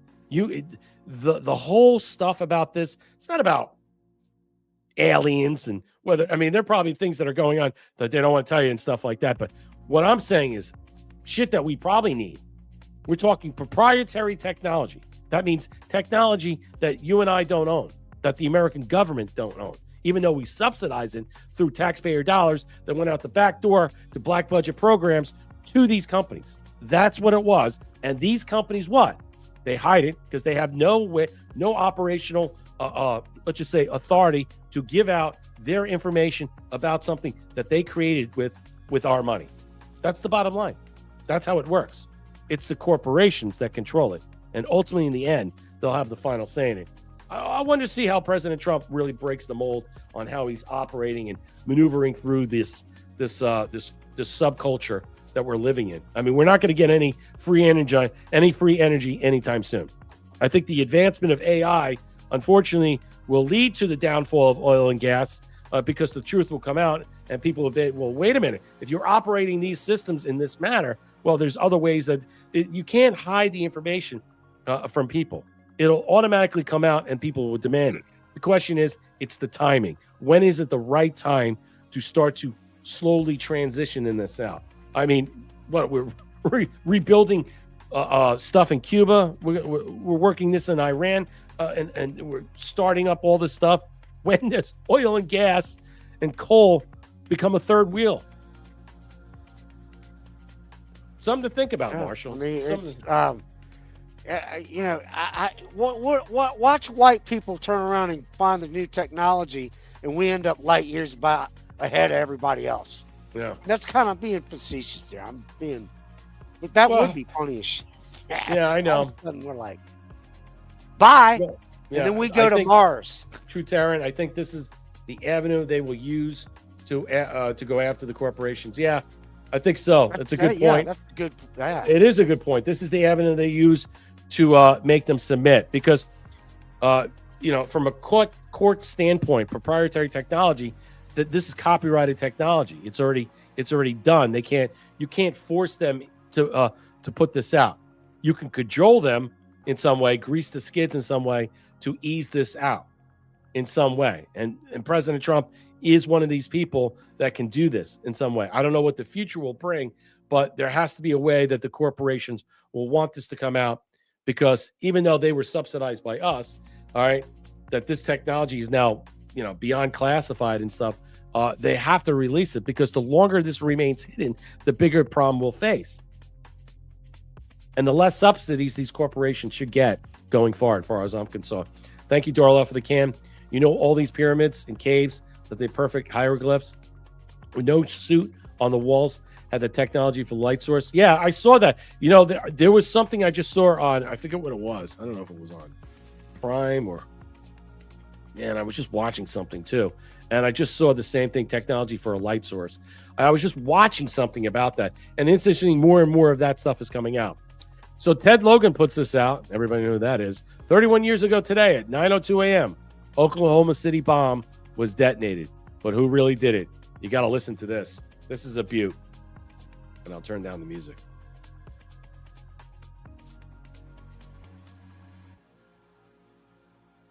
Benefits of me talking to you today is that you'll see that maybe not everything is true that you've heard about me. On the morning of April 19, 1995, a decorated Gulf War combat vet blew up the federal building in Oklahoma City using a truck bomb that he didn't build and a Ryder truck that he didn't rent with the help of a passenger who didn't exist. Having just gotten away with the largest act of terrorism on U.S. soil to date, the Fort Bragg-trained Special Forces Sheep Drip Dropout blended in with the crowd by making his getaway in a car without a license plate and was immediately pulled over.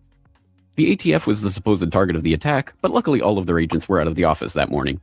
Later that day, the president boldly declared, "We will find the people who did this. And when we do, justice will be swift, certain, and severe." Except for John Doe number 2. John Doe number 2. John Doe number 2, who, according to the FBI, never existed. In McVeigh's unprecedented 3.5-week trial, the prosecution didn't show the CCTV footage of him and John Doe number 2 parking the Ryder truck. Didn't explain why 24 separate witnesses mass hallucinated the existence of John Doe number 2. Didn't explain why the government was testing truck bombs and the Army was storing Ryder trucks at Camp Gruber right before the bombing, and didn't talk to the FBI informants who blew the whistle on the plot. But they did collaborate with the CIA, and they did convict McVeigh as the lone wolf bomber and Terry Nichols as his bomb-constructing accomplice. Still, a bunch of crazy conspiracy theorists, including 300 bombing victims, insist on talking about facts and evidence and refuse to simply believe what they've been told a million times by people in tailored suits with well-coiffed hair. They quote the U.S. Army Brigadier General and the FBI crime lab whistleblower and the inventor of the neutron bomb who point out the physical impossibility that the Ryder truck bomb did the damage to the building, but that doesn't matter because if there were other bombs in the building that day, we would have heard about them. The second explosive was found and defused. I think he said another bomb. The Justice Department is reporting that a second explosive device has been found. They then found a third device, which was also larger than the first. And I see another bomb truck going, so apparently they're going to try to get out that third bomb. The FBI claims to have lost the footage showing McVeigh and John Doe number 2 parking the truck in front of the Murrah building that morning, but that's understandable because the Bureau has a lot of important evidence to store. Terry Nichols insists the FBI was involved in the plot, but thankfully a judge has saved us the trouble of listening to him by preventing lawyers from deposing him. There was a bomb squad truck parked across the street 2 hours before the blast, but that just shows the authorities were prepared for anything. And other documents obtained by 2020 show that someone called the Executive Secretariat's office at the Justice Department in Washington and said the Morrow building had been bombed. But this was 24 minutes before the blast. But that just shows the public was unusually vigilant that morning. Also, apparently, before the bombing, Governor Frank Keating's brother, Mark, had been working on a novel about a terrorist bombing in Oklahoma City. Stranger still, one of the characters in the novel was named Thomas McVeigh. But that's probably just a coincidence. McVeigh wrote a letter to his sister where he admitted to being a secret Special Forces operative, and he complained to friends of the pain in his ass from an Army-implanted microchip. But that's crazy, because if he didn't actually leave the Army in 1991, there would be proof of that. McVeigh was not executed on May 16, 2001 as scheduled because the FBI had failed to turn over thousands of pages of evidence to McVeigh's defense attorneys. But the execution went ahead on June 11th. In a highly unusual and secret agreement, no autopsy was performed, one witness said he was still breathing, and the prison officials admitted his hearse was a decoy. Then, the case was officially closed. And if you question any part of this story, you are a paranoid wingnut birther, truther, tenther, prepper conspiracy loon who'd bring up any of these points ever again. Ever. This message has been brought to you by the friends of the FBI, ATF, DOJ, CIA, SPLC, MSM, and the U.S. Army. I bet you never heard that one. But you never heard that one, ladies and gentlemen. There you go. Well, that's our show for tonight. Marshall, your thoughts about that? I mean, that's that whole thing was a government operation. absolutely. The question is why? The Why bad blow up side that of it. Murrah building? That's the question. Why blow up that building? What evidence was hiding? All the What were they Clintons hiding in there? was in there. All the files from the Clintons and all that. What was in there? Maybe one know. day we'll learn about that. No one talks about that. No one discusses that. You know, that's pre 9/11. You know, how many people died? 200. I mean, there's like 200 and something people died. Well, so they say, just like the Yeah. children I mentioned on chat. Yeah. Were the children really there? I mean, this is another where the children there was it just to be powerful. So it'll blow your mind. You'll be like, how horrible was Timothy McVeigh? I hate him. Nicholas You know what I mean? Nichols' son was found dead in the home before. I didn't hear that one. Okay. McVeigh was playing for that one. Oh, okay. Interesting. I didn't know that. McVeigh and Nichols lived nearby me in Michigan, about 10 miles away. Someone said something about Janet Reno. PC native. Janet Reno was my children's grandmother's cousin. Wow. Wow. The entire family was politically hard to win against them. Not a good lady. Yeah. Remember what was the kid's name? Emilio? Yeah. Kid down in South Florida. I was living down there. I remember that. They took him back to Cuba. Oh, yeah. They Then had no burned problem all the breaking in people- and sending him back Waco, there. Texas. Remember that one? Oh, yeah. They burned all those people Yeah, to the death. Branch Children. Davidians. Yep. They won't talk about those children, though, will they, Brett? Nope. No, they had no problem sacrificing them. The government is not your friend. These agencies, doesn't matter who's involved, who's in charge with them. They're not your friend. Maria Bartiromo was right to push Kash Patel. All right, enough's enough. Enough's enough. Fucking release this stuff. Let's get indictments. Let's do this. People, that's why people are losing faith. That's why you have a vacuous state of black pillars and influencers and all this stuff. And it's wrapped around the very what? Reason and rationale of why they see things because nothing's getting done or nothing's happening. They don't perceive this way. When you leave that void so open, it's an untethered wound that needs to be treated. That's why those people infect you with their poison and allowed to do it and get away with it. What I'm saying is it's either now or never. And whether Bannon's right about if she was put up to this to push him in some way, I don't know if he's going to get fired or not. I don't know. I mean, a lot of people are, the administration is changing over with a lot of different people. There's probably some people going to stay and some people are out. But I don't know. I really don't. And we need to really, something has to be done. And I think the timing is really what it's going to come down to before the midterms, because everything is going to, I think, unfurl out before the midterms. Absolutely. You have Harmeet Dillon now subpoenaing 29 states for the voter rolls. Detroit's up next, 679,000 from the 2024 election. We want to see those names on there. And these states are basically thumbing their nose. Good luck with that. Good luck with that. See what happens. You got the Supreme Court, birthright citizenship. That's around the corner with that information, how that's going to come about. So many things right now that we're dealing with. It's just crazy that every day it's just a new chapter that we're facing of just bullshit and nonsense. And, you wonder why we're at this venerable state where a lot of people are just going at each other and stuff like that. That's why you got to tune it all out. You really got to see through it. You got to push forward. You got to find your own way about discussing things and seeing these things. Because I do. I tune it all out. I don't really care what these people say. Well, that's our show for tonight. We will return on Wednesday. Have a great evening. Be well, be safe, be smart. Ciao, Bella. Marshall, parting words or no? Yeah, everybody just relax. Just let it happen. Yeah. That's where I'm at. I think you are too, Brett. Just kind of like let it happen. Yeah. Chill out. Don't freak out over anything. Yeah. Don't panic. Yeah. That's the worst thing you can do.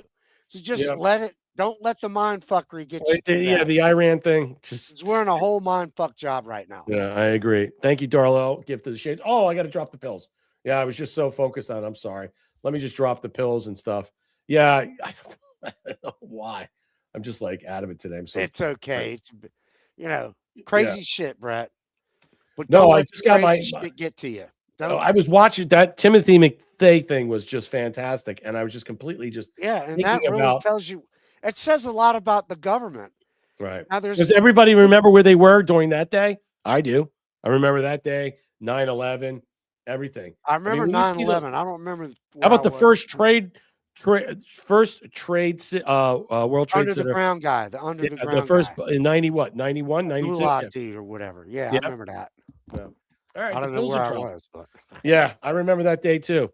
You remember these things like it's just like, oh my God, it's like, oh my, yeah, I don't know if according to what that video said, they never killed him. I probably faked his death. He probably worked for the CIA, changed his identity, moved on with them. You never know. You never know about anything, and I'm not going to go down that rabbit hole. All right, we will see you on Wednesday. Have a good night. Be well, be safe, be smart. Ciao. good night.